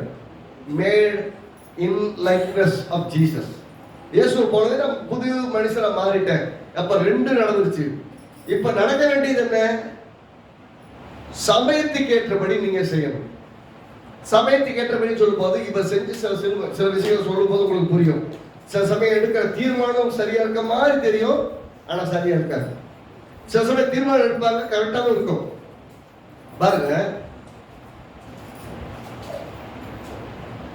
இதே 1 சாமுவேல் 10ஆம் அதிகாரத்துடைய பின்னணியிலேயும் 2-3 விஷயங்களை பார்ப்போம். இங்க பார்த்தீங்கன்னா இப்ப போறாரு, அந்நிய பாஷை எல்லாம் பேசுறாரு, பண்ணிக்கணும், தீர்க்க தரிசனம்லாம் பேசுறாரு, எல்லாம் உரைக்கிறாரு, எல்லாம் இருக்கிறாங்க. ஏன்னா சவுலுமா தீர்க்கதரிசியின் புத்தூர்ல ஒருத்தன். ஏன்னா இவன் வந்து இருக்கிறதே வேற ஒரு கிளான் ஒரு கோத்திரம். அந்த கோத்திரத்துல இவெல்லாம் ஒரு தீர்க்கதரிசியா அப்படின்னு யோசிக்கிற அளவுக்கு அவன் சாதாரணமான ஆள் தான் வச்சுக்கோங்களேன். நான் என்ன சொல்றேன், இப்படி அட்ரஸே சொல்ல முடியாமல் இருக்கிற ஆளை அரசனா ஆக்கி, அந்த அரசனாக்கினால ஆவியினால் நிரப்பி, வரங்களால் நிரப்பி அவர் இருக்கிறாருங்கிறத ப்ரூவ் பண்ண முடியும்னா, நான் சொல்றேன், உங்களையும் என்னையும் ஒவ்வொருவரையும் தேவன் தம்முடைய ஆவியினாலும் வல்லமையினாலும் நிறைத்து, வரங்களால் நிறைத்து நம்மையும் பயன்படுத்த முடியும். நம்மளை பார்க்கிறவங்க சொல்லுவாங்க, இவன பெரிய தீர்க்கதரிசி என்ன, தீர்க்கதரிசி இவங்க தான் இருக்கணும் இருக்காங்க. நான் இப்படி கேட்கிறேன், தீர்க்கதரிசின்னா இவங்க தான் இருக்கணும்னு பிராண்ட் குத்தி வச்சிருக்காங்க, அப்படி கிடையாதுல்ல. நான் சொல்றேன், உங்க வீட்டுல இருக்கிற பிள்ளைகள் தீர்க்கதரிசனம் சொல்லுவார்கள். வேதம் அப்படித்தான் சொல்லுவோம். வாலிபர்கள் சொப்பனத்தை காண்பார்கள், மூப்பர்கள் சொப்பனத்தை காண்பார்கள், வாலிபர்கள் தீர்க்க தரிசனம் சொல்லுவாங்க. எத்தனை பேர் வாலிபர்கள் தீர்க்க தரிசனம் சொல்ல ரெடியா இருக்கீங்க இந்த வருஷத்துல? மற்றவங்கள காணாம போயிட்டாங்களா? எல்லாரும் ஆமா சொன்னது கவனிச்சதான் கையில் தூக்க எல்லாம் எந்த அப்ப கையை தூக்கிட்டு எதுக்கு தூக்க சொன்னீங்க? திரும்ப சொல்றேன், தீர்க்க தரிசனம் சொல்ல நாம் எல்லாரும் ஆயத்தமா இருக்கணும். அது சொல்லி நம்மள தீர்க்க தரிசனம் பட்டம் வாங்குறது கிடையாது. ஆவியானவர் நடத்தும் போது நீங்க பேசுற ஒவ்வொரு வார்த்தையும் தீர்க்க தரிசன வார்த்தையாக உங்க வாழ்க்கையை பத்தி, உங்க குடும்பத்தை பத்தி, உங்க படிப்பை பத்தி, உங்க எதிர்காலத்தை பத்தி எதையெல்லாம் நீங்க சொல்லுகிறீர்கள் சொன்னபடி அப்படி ஆகும். ஏன்னா நீங்க வாயில வார்த்தை பேச சொல்றாரு, சமயத்துக்கு ஏற்றபடி செய். என்ன சொல்றாங்க? சமயத்துக்கு ஏற்றபடி செய். இவன் பேசுனா பேசி முடிச்சுட்டு வந்து சேர்றான் வீட்டுக்கு. வந்தோட ஒரு சித்தப்பா வர்றாரு எதிர்த்தாப்புல. நல்லா கவனிக்கணும், ஸ்டோரியாவதே போது சித்தப்பா எதிர்த்தாப்புல வந்து, அப்பா நீ எங்க போய் இந்த ஆளை காணோம், கழுதைட்டால போய் ரொம்ப நாள் ஆச்சே அப்படின்னு கேட்கிறாரு. அவருக்கு பதில் இல்ல கிடைச்சிருச்சுன்னு சொன்ன, கிடைச்சிருச்சுன்னு எங்களுக்கு சாமுவேல் சொன்னார். யார் சொன்னாருங்க? சாமுவேல் சொன்னாரு. அப்ப சாமுவேல் வேற என்ன சொன்னாரு? வேற ஒண்ணும் சொல்லல. வேற ஒண்ணும் அப்படின்னு அர்த்தம். ராஜாவா அபிஷேகம் பண்ணது, வழியில சந்திச்ச அந்த கல்லறையில சந்திச்சவங்க, தகவல் சொன்னவங்க, வழியில 2 அப்பம் கொடுத்தவங்க, மெத்தேலுக்கு போற வழியில பழைய கோயிலுக்கு கும்பிட போறவங்க மத்தியில எல்லாரோட சேர்ந்து தீர்க்க தரிசனம் சொன்னது. இது எதை பத்தியுமே சித்தப்பா கிட்ட சொல்லல. நல்லா கவனிக்கணும். சில சமயங்களில் நல்லது, நல்ல கவனிக்கங்க, உங்க வாழ்க்கையில தேவன் செய்கிற சில காரியங்கள் சில சமயங்களில் நீங்கள் யாருக்கும் சொல்ல வேண்டிய அவசியம் இல்லை. அநேக சமயங்களில் உங்களுக்கு தோன்ற குழி எங்கன்னா, நீங்க எனக்கு ஆண்டவர் இப்படி சொன்னாரு ஒருத்தட்ட சொல்றீங்க, சொல்றாரு, அதுக்கு உதவி செய்கிற, அதுக்காக ஜெபிக்கிற ஒருத்தரா இருந்தா ஓகே, பொழைச்சிங்க. அப்படி ஜெபிக்கிறாலும் உதவி செய்யறாளா இல்லைன்னா அந்த ஆள் உங்களுக்கு நிமிஷம் அவங்க ஊரே போய் சொல்லிட்டு வந்துடுவாங்க. பாருங்க, யோசேப்பு நல்ல எண்ணத்தோட போய் அண்ணன் கிட்ட போய் சொன்னா. என்ன சொன்னா? அப்பா எல்லாரும் என்ன கூப்பிட போறீங்க. அடுத்த இன்னொரு கனவு வருது, அப்பா அம்மாவும் சேர்ந்து விழுகிறாங்க. போய் அதையும் சொல்லிட்டான். அவங்க அப்பா கோவம், நான் எவ்வளவு பெரிய ஆளு, நாங்கள யார் தெரியுமா, நான் வந்து உன் காலில் விழுவேனா? நான் வந்து லாபாலுக்கே தண்ணி காமிச்சு நான் வாழ்ந்த ஆளாச்சும், ஈசாக்குக்கே தண்ணி காமிச்சோம், நீ என்ன வந்து இப்படி பண்றியா, ஏசாவுக்கே தண்ணி காமிச்சேன் அப்படின்னு அப்படி பேசுறாரு. அப்படி சொல்லிட்டு வேலையை பாருங்கிறார். ஆனா அந்த புள்ள மேல ரொம்ப அனுபவிச்சிருக்கிறார். நல்ல கவனிக்கணும், நம்முடைய வாழ்க்கையில சில சமயங்களில் சொந்த குடும்பத்தில் சொன்னீங்கன்னாலும் கூட அது ஏற்புடையதா இருக்காது. ஏன்னா ஆண்டவர் எப்பயுமே கொடுக்கிற தரிசனம் வீட்டுல எல்லாரும் ஏத்துக்கிற மாதிரி சின்ன விஷயமா இருக்காது, பெருசா இருக்கும். யோசிச்சு பாருங்க, என்ன ராஜாவா கர்த்தர் அபிஷேகம் பண்ணியிருக்காரு சொல்லி என்ன நடந்துட்டு நினைக்கிறீங்க? ஆனா அனௌன்ஸ் பண்ணல. அனௌன்ஸ் பண்றதுக்கு முன்னாடி இவங்க எதுவுமே வாயவும் திறக்கும் இல்ல. நான் என்ன சொல்றேன், நீங்கள் வெற்றி பெற்றதை அறிவிப்பதற்கு முன்பாக கொண்டாடுவதை தவிருங்கள், ஊருக்கே சொல்றதை தவிருங்கள். எத்தனை பேருக்கு விளங்குது? வெற்றி பெற்றுட்டோம், ஒரு 2 நாள் ரிசல்ட் அனௌன்ஸ் வர போகுது. அதுக்கு முன்னாடி கொட்டடிச்சு கீழே உழுது போறேன்னு எந்திரிக்கலாம் வேணாம். கரெக்டா நடத்துவாரு. எல்லாரும் கூப்பிட்டு போய் முன்னாடி நிக்க வச்சு, இவர்தாயா கனவு செலக்ட் பண்ற ராஜா அப்படின்னு சொல்லுவாங்க. சொன்னதுக்கு அப்புறம் உங்களை நீங்க ராஜான்னு சொல்லிருக்காங்க. அது வரைக்கும் நான் தான் ராஜா, நான் தான் ராஜா, நான் தான் ராஜா தெரியுமா, ராஜபுர் வந்தாரு, சாமியார் வந்தாரு, தலையில எண்ணெய் ஊத்துனாரு, எனக்கு இப்படிலாம் சொன்னாரு, சொன்னபடி எல்லாம் நடந்தது, ஆகவே நான் தான் ராஜான்னு ஊரே போய் சொல்லிட்டு வரக்கூடாது. எப்பயுமே அடக்கம் நல்லது. சில சமயம் கர்த்தர் நம்முடைய வாழ்வில் சில காரியங்களை வாக்கு தத்தமாகவோ அல்லது தீர்க்க தரிசனமாக உங்க பிள்ளைகள் மூலமாகவோ உங்க மூலமா உங்க பிள்ளைகளுக்கோ சொல்லப்படும் ஒவ்வொரு வார்த்தைகளும் ஒரு நாள்ல சீக்கிரமா நடக்கும். அப்படி நடக்கிறதுக்கு முன்னாடி நீங்க டென்ஷன் ஆக வேண்டியது கிடையாது.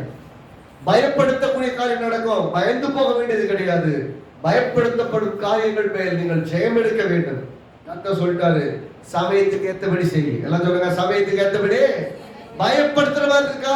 பயப்படாதீங்க. பயத்துக்கு மேல எழுந்து நின்று இயேசுவின் நாமத்தினாலே இந்த பிசாசின் திட்டங்களை நான் இந்த குடும்பத்திலிருந்து வேரோட பிடுங்குகிறேன். இதுக்கு அதிகாரம் இல்லை. என்ன ரீதியில இது உள்ள வந்தாலும் அதை நான் தடுக்கிறேன்னு சொன்னீங்கன்னா, இயேசு கிறிஸ்துவின் நாமத்துல நான் சொல்றேன், அது அங்கேயே பட்டு போகும். Before it take roots, you are unplugging it. அது வேர் கொள்றதுக்கு முன்னாடி வேரோட பிடிங்கிறீங்க, அப்புறம் வேர் வைக்கிறது. அது இனிஷியலா உங்களுக்கு கர்த்தர் காட்டுன உடனே அதுக்காக ஜெபம் பண்ண ஆரம்பிங்க. உண்மையில சொல்றேன், சபைக்கு ரொம்ப முக்கியமா ஜெபம் பண்ணணும். சில விஷயங்கள்ல நிறைய விதமான சவால்களை பார்த்துட்டு இருக்கிற சிலரும் சொல்லிட்டு இருக்கிறாங்க என்கிட்ட. ஆனால் அந்த காரியங்கள் எல்லாவற்றிலையும் தேவன் வெற்றி சிறப்பார். தேவன் வந்து ரொம்ப எளிமையா சொல்லணும்னா, பாதாளத்தின் வாசல்கள் சபையை மேற்கொள்ளாது, மேற்கொள்ள முடியாது. அது எந்த ரீதியில வந்தாச்சு நான் சொல்றேன், நம்மளையும் சரி, நம்முடைய சபையும் சரி, நம்முடைய பிள்ளைகளையும் சரி, எந்த ரீதியிலையும் சாத்தான் மாறிக்கொள்ள விடமாட்டான். அவனுக்கு அதிகாரமே கிடையாது. ஈவன் இப்ப சொல்றேன், ஆவியாருடைய உதவியோடு கூட ஒருவர் மேலும் சாத்தானுக்கு அதிகாரம் இல்லை. We are all already being possessed by God. நம்மள பேய் பிடிச்சில்ல, தேவன் நம்மளை பிடிச்சிருக்கிறார். தேவனால் நிறைந்திருக்கிறேன். எல்லாம் சொல்லுங்க, நான் தேவனால் நிறைந்திருக்கிறேன். Because God is with you. Take right decision at the appropriate time. எங்க எப்ப தீர்மானம் எடுக்கணும் அப்ப தீர்மானம் எடுங்க. இங்க அவன் நினைச்சா சொல்லியிருக்கலாம், ஆனா சொல்லல. ஏன் சொல்லலன்னா, சமயத்துக்கு ஏற்றபடி செய்யணும்னு சொல்லி அனுப்பியிருக்கிறார். இது சொல்றதுக்கான சமயம் கிடையாது. எல்லாம் சொல்லுங்க, சொல்ல வேண்டிய சமயத்துல சொல்லணும், சொல்ல வேண்டிய சமயத்துல சொல்லணும், சொல்லக்கூடாத சமயத்துல சொல்லவே. அதை யார்கிட்ட சொல்றோங்கிறது பார்த்து சொல்லணும், முக்கியம். அக்கா அவனுக்கு தெரியுமா அப்படின்ட்டு போயிடுவாங்க பக்கத்து வீட்டுல.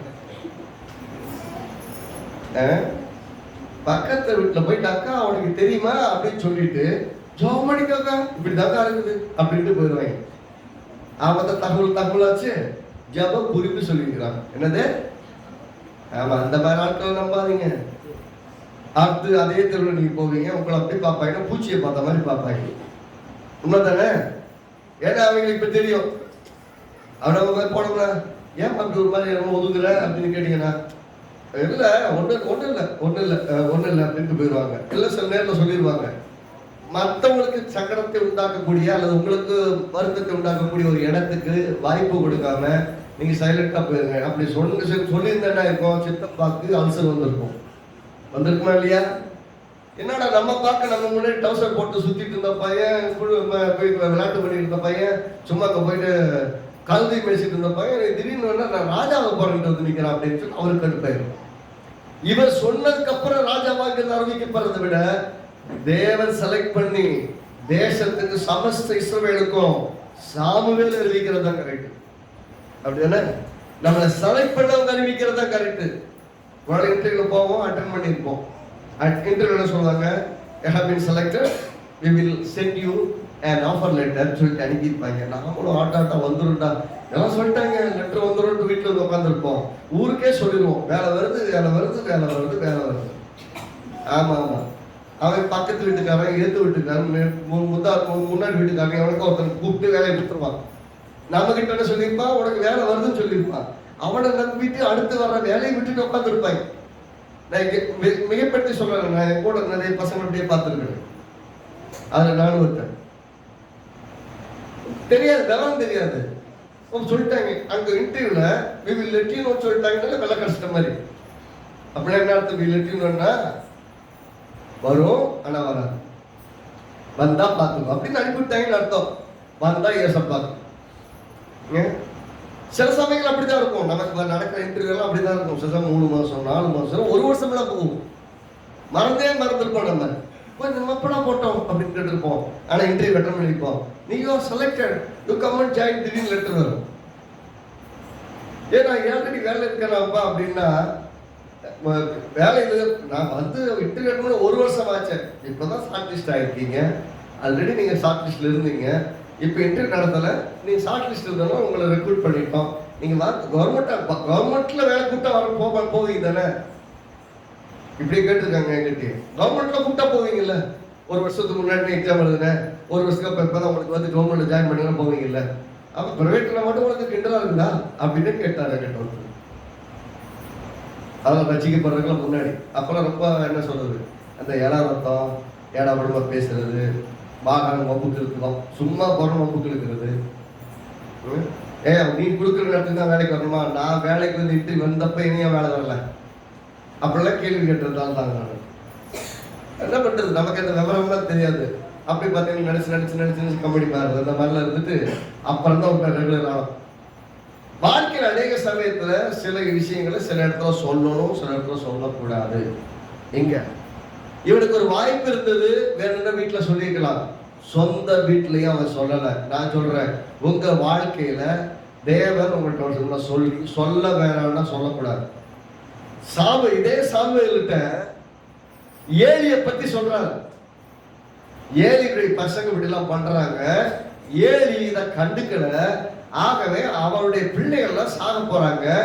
இவனுக்கு அப்புறம் வர வேண்டிய அந்த ஆராதனை செய்யக்கூடிய பிரதான ஆசாரியருடைய பொறுப்பும் அவங்க பிள்ளைகிட்ட போய் சேவை பண்ணுவதில்லை அப்படின்லாம் சொல்றாரு. ஏலி கூப்பிட்டு கேட்கிறார், ஆண்டவர் அதுவரை பேசினாரு தெரியும். ஏலி கூப்பிட்டு கேட்கிறார், அப்பா என்னப்பா ஆண்டவர் என்னப்பா சொன்னார்? இல்ல ஒண்ணு சொல்லல அப்படின்னு. இல்ல நீ சொல்லு, எதுவா இருந்தாலும் சொல்லு, ஒண்ணு பிரச்சனை. உண்மையை சொல்லிடுறாரு எலிகிட்ட. ஏன்னா அவரை வளர்த்துட்டு இருக்காரு. அவரை வளர்த்துட்டு இருக்கிறனால அப்பாங்கிற ஸ்தானத்துல அவர் என்ன பண்றாரு, ஊழியக்காரர் இருக்கிற அப்பாவா இருக்கிறார் சொல்லிட்டாரு. சொன்னதுக்கு அப்புறம் அவர் ரியாக்ஷன் வேற வேற நல்ல பாருங்க. இதே அவங்க பசங்கிட்ட சொல்லி என்ன இருக்கீங்க,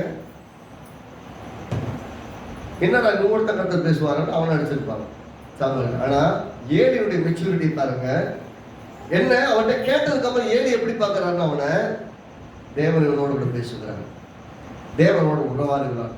தேவன் தம்முடைய இருதயத்தை கேட்ட அடுத்த ஒரு ஊழியக்காரனை தெரிந்தெடுத்துட்டான்னு பாக்குறாரு. பார்த்தது மட்டும் கிடையாது, அவரை மட்டும் பேசும்போது அவர் சொல்றாரு, நீ வந்து இனிமேல் கர்த்தர் பேசினாருன்னா நீ அவர்கிட்ட நீ பேசு.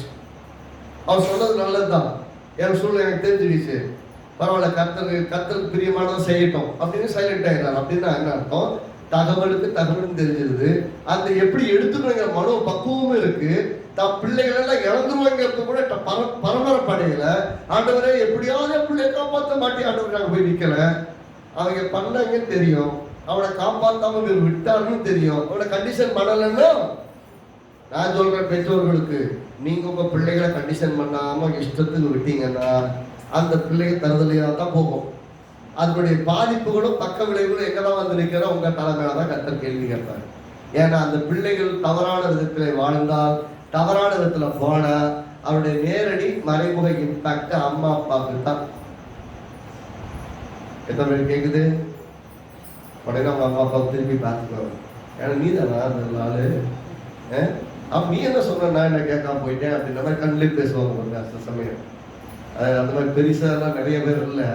அதனால நம்ம பசங்க நல்ல பசங்க எல்லாம் சொல்லுங்க, நம்ம வாலிப பசங்களாம் ஆமா வெரி ஒபீடியன்ட். எதோ சொல்லுங்க, ரொம்ப ஒபீடியன்ட். ஆமா நான் பார்த்துட்டேன், ரொம்பவே பார்த்துட்டேன், ரொம்ப ஒபீடியன்ட் தான். I really appreciate boys.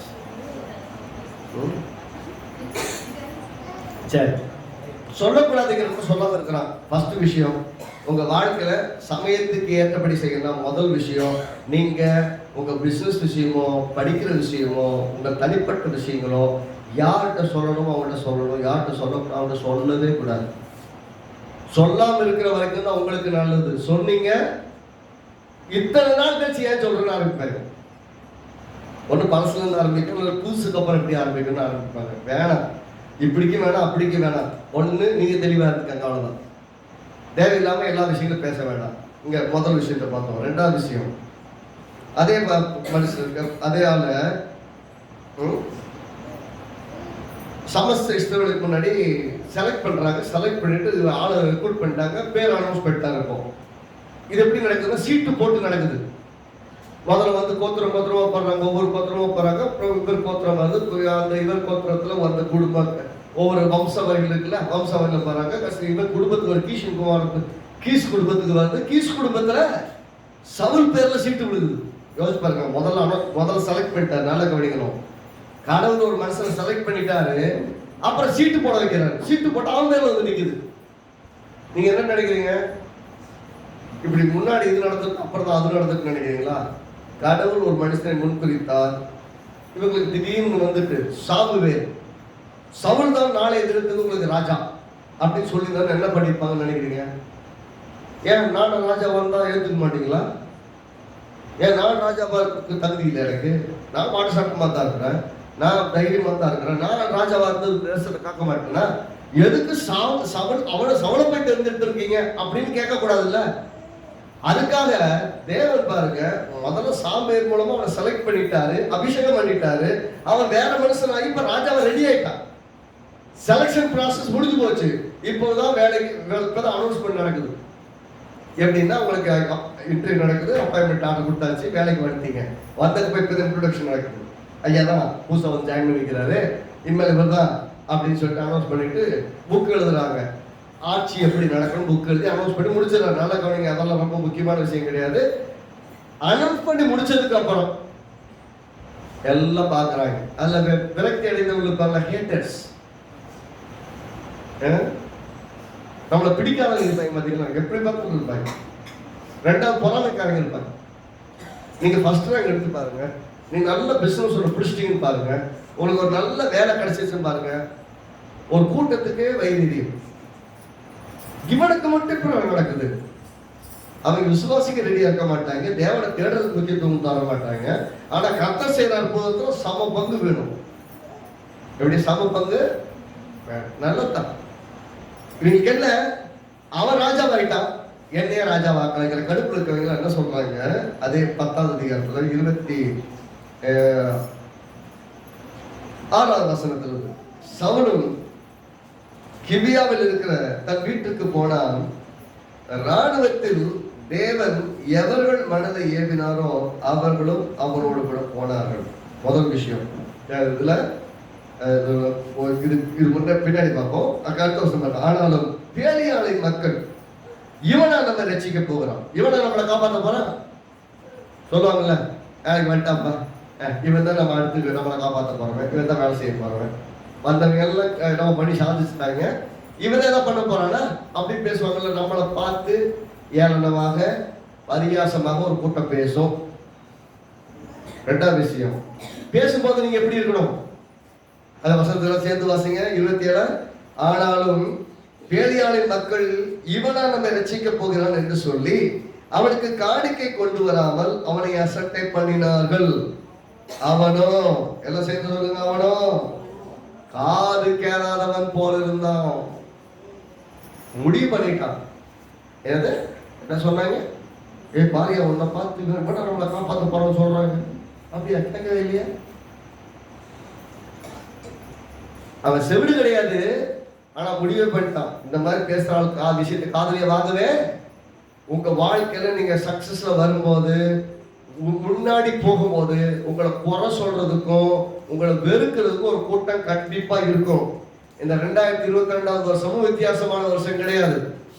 அந்த மக்களும் இன்னும் புதுசா கூட மக்களும் வருவாங்க. ஆனால் எத்தனை பேர் வந்தாலும் உங்களை பார்த்து காய்மகாரமாய் பகைக்கிற மக்கள் இருந்தாலும் நான் சொல்றேன், அந்த பகைக்கிற மக்களை பார்க்கும் போது நீங்க அவங்க என்ன சொல்றாங்கன்னா, அவங்க காது விஷயத்தை காதுக்கே கொடுக்காதீங்க. காதுக்கு கொடுத்தீங்க இருந்தே கெட்டு போகும். திரும்ப சொல்றேன், இங்கேயே நான் பார்த்துட்டேன். யாரெல்லாம் மற்றவங்க சொல்ற விஷயத்துக்கெல்லாம் முக்கியத்துவம் கொடுத்து அதெல்லாம் இருதயத்துல வச்சாங்களோ அவங்க எல்லாம் கெட்டு போயிட்டாங்க. யார் என்ன சொன்னா சொல்லிட்டு போறாங்க. ஊர்ல நான் படிக்கும் போது பசங்க சொல்லுவாங்க, உன்னை படுற கட்டா முன்ன திட்டுறான்டா அப்படி இப்படிம்பாங்க. இந்த பசங்கள்லாம் எனக்கெல்லாம் தெரியாது, அதெல்லாம் கத்துக்கிட்டாங்க. சொல்லுவேன், சூரியனை பார்த்து நாய் குலைக்குது, நாய்க்கு தாண்டா வாய் வலிக்கும், சூரியன் கக்கடா வலிக்கும்னு போவாங்க. எப்படி சூரியனை, இது உங்க ஸ்கூல்ல இருக்கான்னு தெரியல, உங்களுக்கெல்லாம் பழக்கம் இருக்குது அதெல்லாம். சூரியனை பார்த்து நாய் குலைக்குது, யாருக்குடா கஷ்டம்? நாய்க்கு தான் வாய் வலிக்கும், சூரியன் கேட்க வலிக்க போகுது அப்படின்னு சொல்லிட்டு போவாங்க. அந்த மாதிரி ஆளும் உண்மையிலே போடுறாங்க, ரொம்ப சக்சஸ்ஃபுல்லாக வந்திருக்காங்க. அப்படியெல்லாம் கேவலமா பேசுவாங்க. இவர் பட மாட்டான் தண்டம் அப்படி இப்படின்னு என்ன சொல்லுவான். அது அந்த ஸ்கூல் எஸ்பிஎல் சொல்லுவாங்க, ஸ்கூல் பீப்புள் லீடர்னு. அவங்க பண்ற ராவடி தாங்க முடியாது. அவங்க படிக்க மாட்டாங்க, படிக்க விட மாட்டாங்க. படிச்சு அப்பதான் படிக்க ஆரம்பிப்போம், வெளியே வாட சைக்கிள் இருப்பாங்க, ஒன்றும் பண்ண முடியாது. அவன் ஏதாவது நீ சொல்ல போனேன்னா உங்களுக்கு எதிராக திருப்பிடுவாங்க. இப்படி எல்லாமே எதிராக இருந்தாலும் உங்களை பத்தி தப்பா பேசுறதுக்கு 1000 பேர் இருந்தாலும் சரி, சில சமயங்கள்ல சில இடங்கள்ல இந்த வருஷத்துல சமயத்துக்கு ஏற்றபடி நீ செய்யும் சொல்லணும். இன்னொன்று என்னன்னா, சில சமயம் உங்களை குறித்து சொல்லப்படும் தவறான வார்த்தைகளுக்கு உங்கள் காதுகளை கொடாதீர்கள். அது உங்கள் இருதயத்துக்கு போகாதபடி காத்துக் கொள்ளுங்கள். அப்பொழுது அந்த வார்த்தைகள் மேல் நீங்கள் மேற்கொள்வீர்கள்.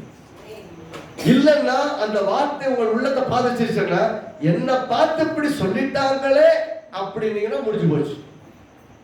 அதனால நீங்கள் காயப்பட்டு விடுவீங்க. அதுக்கப்புறம் நீங்க வெற்றியை பத்தி யோசிக்க மாட்டீங்க. என்ன பார்த்து இப்படி சொல்லிட்டாங்க, என்ன பார்த்து இப்படி பாட்டாங்க, என்ன ஒரு மாதிரியா பார்த்துட்டு போயிட்டாங்க. யார் எப்படி பார்த்தா என்னங்க, யார் எப்படி பார்த்தாலும் உங்களை எப்படி நடத்தினாலும் உங்களுடைய கௌரவம் யாரும் அழித்துக் கொள்ள முடியாது. நீங்க உங்க தரத்தில் உங்க ஸ்தானத்தில் இருக்கிறீர்கள். எத்தனை பேர் ஆமென் சொல்றீங்க? அப்ப உங்க ஸ்தானத்தை விட்டு போடாதீங்க. மனசை வந்து ரொம்ப ஸ்டெடியா வச்சுக்கோங்க. அடுத்து மூன்றாவது காரியம், அடுத்து பாருங்க, அனௌன்ஸ் பண்ணிட்டாங்க. அனௌன்ஸ் பண்ணதுக்கு 26 வருஷம் சவுலும் கிபியாவில் இருக்கிற தன் வீட்டுக்கு போனான். அனௌன்ஸ் பண்ணதுக்கு இப்ப ராஜா, நல்லா கவனிக்கிறப்ப ராஜாவாயிட்டான். ராஜாவானதுக்கு அப்புறம் அவர் எல்லாம் வாங்கடா, என்ன தோல்ல தூக்குடா, நான் இன்னையிலிருந்து ராஜா, என்ன எல்லாம் தோல்ல தூக்கிட்டு போகணும்னு சொல்லிட்டு பெரிய ஒரு என்ன சொல்றது, சாதாரண வாக்கிங்ல கிளம்பிட்டான் வீட்டுக்கு. அனௌன்ஸ் பண்ணிட்டாங்க. இப்ப அதுதான் ராஜா அனௌன்ஸ் பண்ணிட்டாங்க. ரதம் கிடையாது, ஒண்ணும் கிடையாது, ஆள் கிடையாது. யாரெல்லாம் இருதயத்திலே தேவன் ஏவினாரோ அவர்கள் மட்டும் கூட வந்தார்கள். நான் சொல்றேன், உங்க வாழ்க்கையில் நீங்க சக்சஸ் ஆகும் போது உங்களோட கூட இருக்கும்படி தேவன் சில ஆட்களை அனுப்புவார். அவங்க மட்டும் உங்களோட வருவாங்க. அவங்களை பத்திரமா வச்சுக்கணும். அவர்கள் தேவனாலே ஏவப்பட்டு நடத்தப்பட்டு உங்கள்கிட்ட வந்திருக்கிறாங்க. ஆலயமா இருந்தாலும் ஊழியமா இருந்தாலும் எல்லாத்துலயும் தான் சொல்றேன், ஏவப்பட்டு நடத்தப்பட்டு தேவனால் அனுப்பப்பட்டு வரக்கூடிய அந்த மக்களை நீங்க என்ன பண்ணக்கூடாது, அலட்சியப்படுத்திடக்கூடாது, உதாசீனப்படுத்தக்கூடாது, அவங்களை கஷ்டப்படுத்திடக்கூடாது. அவை ரொம்ப ஞானமாகவும் மிக தெளிவாகவும் நடத்தணும். முக்கியமாக பதவி வந்ததுக்கு அப்புறம் உங்க கூட கொடுக்கிற மக்கள் மட்டும் கிடையாது, அங்க கூட கொடுக்கிற மக்களுங்கிற விஷயம் ஒண்ணு, அதுல ஒண்ணு இருக்கு. ஆனா அதை விட முக்கியமான விஷயம், பதவி வந்துருச்சு, இன்னைக்கு ராணுவம் எங்க, ரதம் எங்க, இந்த ரதத்துல தூக்கு ஏத்து அவன் ரதத்துல தான் வீட்டுக்கு போக அப்படிலாம் கிடையாது. ராஜா அனௌன்ஸ் பண்ணியாச்சு, இன்னைக்கு இருந்து அவர் ராஜா ஸ்வரின் பண்ணியாச்சு. இன்னைக்கு இருந்து பட்டாபிஷேகம் பண்ணி இவர் ராஜா அனௌன்ஸ் பண்ணியாச்சு. பண்ணதுக்கு அப்புறம் நடந்து தன் வீட்டுக்கு போகிறார். கழுத்து மேல போகல அப்படின்னு அர்த்தம். He even ready to go by walk even though he was a king. ராஜாவா ஆனதுக்கு அப்புறம் கூட நடந்து வரவும் ரெடியா இருந்தா. நான் சொல்றேன், நீங்கள் வாழ்க்கையில சமயத்துக்கு ஏற்றபடி செய்யணும்னா சில இடங்களில் உங்களை 1 மைல் தூரம் நடக்க சொன்னால் 2 மைல் தூரம் நடந்து போங்க. அந்த 2வது மைல் அவர்களுக்கு மிகுந்த மன கஷ்டமா இருக்கும். உங்களை கஷ்டப்படுத்துறதுக்காக சில சமயம் சில காரியங்களை செய்ய சொல்லுவாங்க. அப்படி செய்ய சொல்லும் போது நீங்கள் உண்மையாக செய்தீங்கன்னா ஒரு வெற்றியான வாழ்க்கை, வெற்றியான பயணம், வெற்றியான முன்னேற்றம் உண்டாயிருக்கும். இந்த வருஷம் மெய்யாகவே சந்தோஷமான விதத்துல நம்ம ஆரம்பிச்சிருக்கிறோம். சந்தோஷமாவே தேவன் நடத்தும்படியாக எல்லாத்தையும் உதவி செய்யணும். அப்ப இந்த வருஷத்துல உங்களுடைய ஒவ்வொரு ப்ராசஸ்லயும் ஒரு எதை செலக்ட் பண்ணினாலும் ஒவ்வொரு காரியத்திலையும் கர்த்தர் உங்களை முன்னாடி நிற்காத ஒரு இடத்துல போய் நிற்க கூடாது. சில வசனங்களை வாசிக்கிறதுக்கு நேரம் இல்லாத காரணம் திரும்ப நான் அடுத்த சில வாரங்கள்ல ஞாயிற்றுக்கிழமை வாரங்களை விட இதை பத்தி நான் தொடர்ந்து எங்கெல்லாம் அவனுக்கு வாய்ப்புகள் கிடைத்தது, எப்பெல்லாம் தப்பா தீர்மானம் எடுத்தப்ப பாதிப்பு, சரியாய் தீர்மானம் எடுத்தப்ப வெற்றி அப்படிங்கிற பார்க்க போறோம். இன்னைக்கு முதல்ல ஒரே ஒரு வெற்றியை மட்டும் பார்க்க போகிறோம். என்ன நடக்குதுன்னா, இந்த ராஜா வாயிறாரு, சொல்றாரு, எல்லாரும் என்ன சொல்றாங்க, இவன் நம்மளை காப்பாற்ற போறான் அப்படின்னு சொல்றாங்க. சொன்னதை கேட்டுட்டு கேட்காத மாதிரி போறான். அடுத்த அதிகாரம் அக்காலத்துல நாகாஸ் என்னும் அம்மோனியன் வந்து கீழையாத்துல இருக்கிற யாபேசை முற்றுகை போட்டான். இப்போ வந்து சண்டைக்கு வர்றாங்க, சண்டைக்கு வந்து நிக்கிறாங்க. இப்ப ராஜா யாரு எல்லாம் கவனிக்கிறீங்களா? நேத்து வரைக்கும் ராஜா இல்ல. யார்தான் சண்டை போடணும்? தேவன் சண்டை போடணும், இல்ல சாமுவேல் முன்னாடி சண்டை நடத்தணும். இப்ப யார் ராஜா? சவுல் தான் ராஜா. இப்ப யார் தான் சண்டைக்கு போகணும்? ராஜா தான் போகணும். இப்ப சண்டைக்கு வந்துட்டான். சண்டைக்கு வந்த உடனே என்ன பண்றான், எல்லா இடங்கள்லயும் அந்த 12 கோத்திரங்களுக்கு ஆள் அனுப்பி, ஸ்தானாபதிகள் அனுப்பி, எவன் வீட்டுல வாலிப பசங்க இருக்காங்க எல்லாம் வந்து சேரு ஆரம்பிச்ச. சவுல் இந்த செய்திகளை கேட்ட உடனே தேவனுடைய ஆவி அவன் மேல் இறங்கினதினால் அவன் மிகவும் கோபம் கொண்டவனாகி, அல்லேலூயா, பரிசுத்த ஆவியானவர் அவன் மேல் வந்து இறங்குகிறார். நல்லா கவனிக்கணும். பரிசுத்த ஆவியானவர் இறங்கின போது என்ன நடந்தது? தீர்க்க தரிசனம் உரைத்த ஆளோட ஆளா இருந்துட்டு வேற மனுஷன் ஆயிட்டான். ரைட்டா? இப்ப இதே மாதிரி இப்ப தேவ ஆவியானவர் வந்திருக்க வேற மனுஷன் ஆயிட்டாங்க. எப்படி? அங்கே தீர்க்க தரிசனம் உரைக்கிற வேற மனுஷன், இங்கே யுத்தத்தை முன்னில் நடத்துகிற ராஜாங்கிற ஸ்தானத்துல வெற்றி கொள்கிற மனுஷன். அல்லேலூயா. நாமளும் இந்த வருஷத்துல ஆவியானவர் எந்தெந்த இடத்துல எப்படி எல்லாம் நடத்துவோம் அப்படி நடத்துவார். சமயத்துக்கு ஏற்றபடி ஆவியானவர் நம்மளமா செயல்படுவார். இங்க அவன் என்ன பண்றான்? கோபம் கொண்டு ஒரு மாட்டை பிடிச்சு அடிச்சு பரிசெலுத்தி கடைசி பகுதி பாருங்க, 7வது வசனத்தில் கடைசி பகுதி. அப்பொழுது கர்த்தரால் உண்டான பயங்கரம் ஜனத்தின் மேல் வந்ததினால் ஒருமனப்பட்டு புறப்பட்டு வந்தார்கள். நல்ல கவனிங்க. அவன் மேல பரிசுத்த ஆவியானவர் வந்து வல்லமையாகி அசைவாடின உடனே தேசத்தின் ஜனங்கள், நல்லா கவனிக்கணும், எந்த ஜனங்கள் இவனா நம்மளை காப்பாத்த போறான்னு ஒரு கூட்டம் கேட்டுச்சு. சிலர் ஏத்துக்கிட்டாங்க, சிலர் ஏத்துக்கல, சிலருக்கு பிடிச்சிருக்கு, சிலருக்கு பிடிக்கல. இப்ப எல்லாருக்குள்ளும் கர்த்தரால் உண்டான பயங்கரம் வந்து, எல்லாம் சொல்லுங்க, கர்த்தரால் வந்த பயங்கரம். அப்படின்னா உங்களை குறித்து அலட்சியமா இன்றைக்கு பேசக்கூடிய மக்களுக்கு நீங்கள் காதுகளை அடைத்துக் கொண்டதை போல இருந்தாலும் நாள் வரும், கர்த்தர் உங்களை கொண்டு உங்களை ஆவியானவரால் நடத்தும் போது உங்க மேல இருக்கிற அபிஷேகத்தை பார்த்து மீண்டும் உங்ககிட்ட வருவாங்க. ஒரு பெரிய பயங்கரம் உங்க மூலமா நடக்கும். உங்களை கொண்டு அற்புதங்களை செய்வார். அப்ப தெரியும் மெய்யாகவே தேவன் உங்களோடு இருக்கிறான்னு சொல்லுவாங்க. சொல்லாதவங்க, இதுவரைக்கும் பேசாதவங்க சொல்லுவாங்க, உண்மையாவே கடவுள் அவரோடு இருக்கிறார். கர்த்தர் அப்படி நடத்துவார் உங்களை. ஏன்னா நம்ம யோசிக்கிற மாதிரி கிடையாது. நம்ம செய்யற ஒவ்வொரு காரியத்திலும் ஆவி, அதான் சொன்னேன், கர்த்தரோடு இருக்கிறார். சமயத்துக்கு ஏற்றபடி செய்யும். எல்லாம் இந்த வருஷம் ஃபுல்லாவே யாரை பார்த்தாலும் கையை பிடிச்சு வாழ்த்துட்டு கர்த்தரோடு இருக்கிறார், சமயத்துக்கு ஏற்றபடி செய்யுங்க அப்படி சொல்லுங்க. யூ கீப் ரிமைண்ட் தம். ஏதோ வருஷம் தொடர்ந்து கேட்டோம் விட்டோம்னு கிடையாது. சமயத்துக்கு ஏற்றபடி செய்யுங்க அப்படின்னு அர்த்தம். செவிடா இருக்க வேண்டிய இடத்துல செவிடா இருக்கணும். உண்மையை சொல்லாம வாய மூடிட்டு ஊமையா இருக்க வேண்டிய இடத்துல ஊமையா இருக்கணும். சரியான டெசிஷன் எடுக்கணும். சில சமயம் பார்த்து ஆவியில நிறைஞ்சு வேலையும் செய்யணும். மற்றவட்ட ரியாக்ஷன்ல காட்டல. இங்க ஆவியில நிறைஞ்சு என்னடா சண்டைக்கு வந்துட்டானா அப்படின்னு நிறைஞ்சு வேலை செஞ்ச உடனே அங்க பயங்கரம் உண்டானது. கவனிங்க, அவனை பேசிகளுக்கு இலக்கம் பார்த்தால் இஸ்ரவேல் புத்திரர்கள் 3 லட்சம் பேரும் யூதா புத்திரர்கள் 30,000 பேர். அப்ப 3,30,000 பேர் யுத்தத்துக்கு ரெடி. சண்டையெல்லாம் போட்டு ஜெயிச்சாச்சு. ரைட்டுங்களா? 12ஆம் வசனம் பாருங்க. அப்பொழுது ஜனங்கள் சாமுவேலை நோக்கி, சவுலா நமக்கு ராஜாவாக போகிறான் என்று சொன்னவர்கள் யார்? அந்த மனுஷரை நாங்கள் கொன்று போடும்படிக்கு ஒப்பு கொடுங்கள் சொல்லி சவுல்கிட்ட போய் கேட்கிறாங்க. யார்? சாமுவேல்கிட்ட போய், யார்? இவங்க வாலிபர்கள் இருந்தாங்கல்ல, அவர் சேனைக்கு கூட போனாங்கல்ல, அவங்க எல்லாம் போய் கேட்கிறாங்க. ஒரு கூட்டம் இவனா நம்மளை காப்பாற்ற போறான்னு சொன்னான்ல, இவன் தான் நீ போய் ஜெயிச்சுட்டு வந்திருக்கான். நான் சொல்றேன், ஜெயிச்சது சவுல் கிடையாது. நல்லா கவனிங்க, ஜெயிச்சது சவுல் கிடையாது. சவுல் மேல் இறங்கிய ஆவியின் வல்லமையினாலே ஒரு டெசிஷன் எடுத்தா அந்த டெசிஷனை எக்ஸிக்யூட் பண்ணலாம், வெற்றி கிடைத்தது. அப்படின்னா ஆவியில நிறைந்து ஒரு மனிதன் செயல்படும் போது வெற்றி கிடைக்கும். வெற்றி கிடைச்சது எங்கிட்ட கேட்கிறாங்க, அன்னைக்கு இவனை வேணாம்னு சொன்னாங்கல்ல, அவங்க எல்லாம் என் கையில கொடு, எல்லாத்தையும் நான் கொண்டு போடுறேன்னு கேட்கிறாங்க. அதுக்கு சவுளுடைய வார்த்தை பாருங்க, மெச்சூரிட்டி பாருங்க. அநேக சமயத்துல ஆரம்பத்துல புதுசா கல்யாணம் பண்ணவங்க நல்லா இருப்பாங்க, கொஞ்ச நாள் கவனிச்சுக்கிறோம். அந்த புதுசா கல்யாணம் பண்ண சமயங்கள்ல பாத்தீங்கன்னா, பரவாயில்ல நீ சாப்பிடு, பரவாயில்ல நீ சாப்பிடு, பரவாயில்ல நீ வச்சுக்கோ, பரவாயில்ல நான் வச்சுக்கிறேன், இப்படி பயங்கர ரொம்ப கன்வீனியமா போயிட்டு இருக்கும். அப்புறம் பாத்தீங்கன்னா கொஞ்சம் வருஷம் ஆக பார்த்தா கட்ட பஞ்சாயத்து பண்ணணும், அப்படி போயிட்டு இருக்கும். எதனால? ஆதியில ஒன்று அன்பு இல்லை. இங்க என்ன நடக்குது? இவங்க கூட வந்தவங்க எல்லாம் வெட்டணுங்கிறாங்க. முன்னாடி அவங்க சொன்னாங்க, காது கேட்காத மாதிரி விழுந்துருக்காங்க. ஆனா கூட கேட்டாங்க, பாருங்க உன்னை பார்த்து இப்படி சொல்றான்னு சொல்லியிருக்கிறாங்க. இவன் சொல்லிட்டான், சொல்லிட்டு போறாங்க, எனக்கு ஒன்றும் தெரியல, என்ன கேட்கலையே அப்படி சொன்னா அப்படின்ட்டு போயிட்டான். இப்போ அதே ஆள் வெட்டணும் கேட்கிறான். அதுக்கு சவுல் சொல்றான் பாருங்க, அதுக்கு சவுல், இன்றைய தினம் ஒருவரும் கொல்லப்படக்கூடாது. ஆமென். அப்படின்னா தன்னை வெறுத்தவர்களையும் மன்னிக்க கூடிய குணம். நல்ல கவனிங்க, you have a chance to kill him.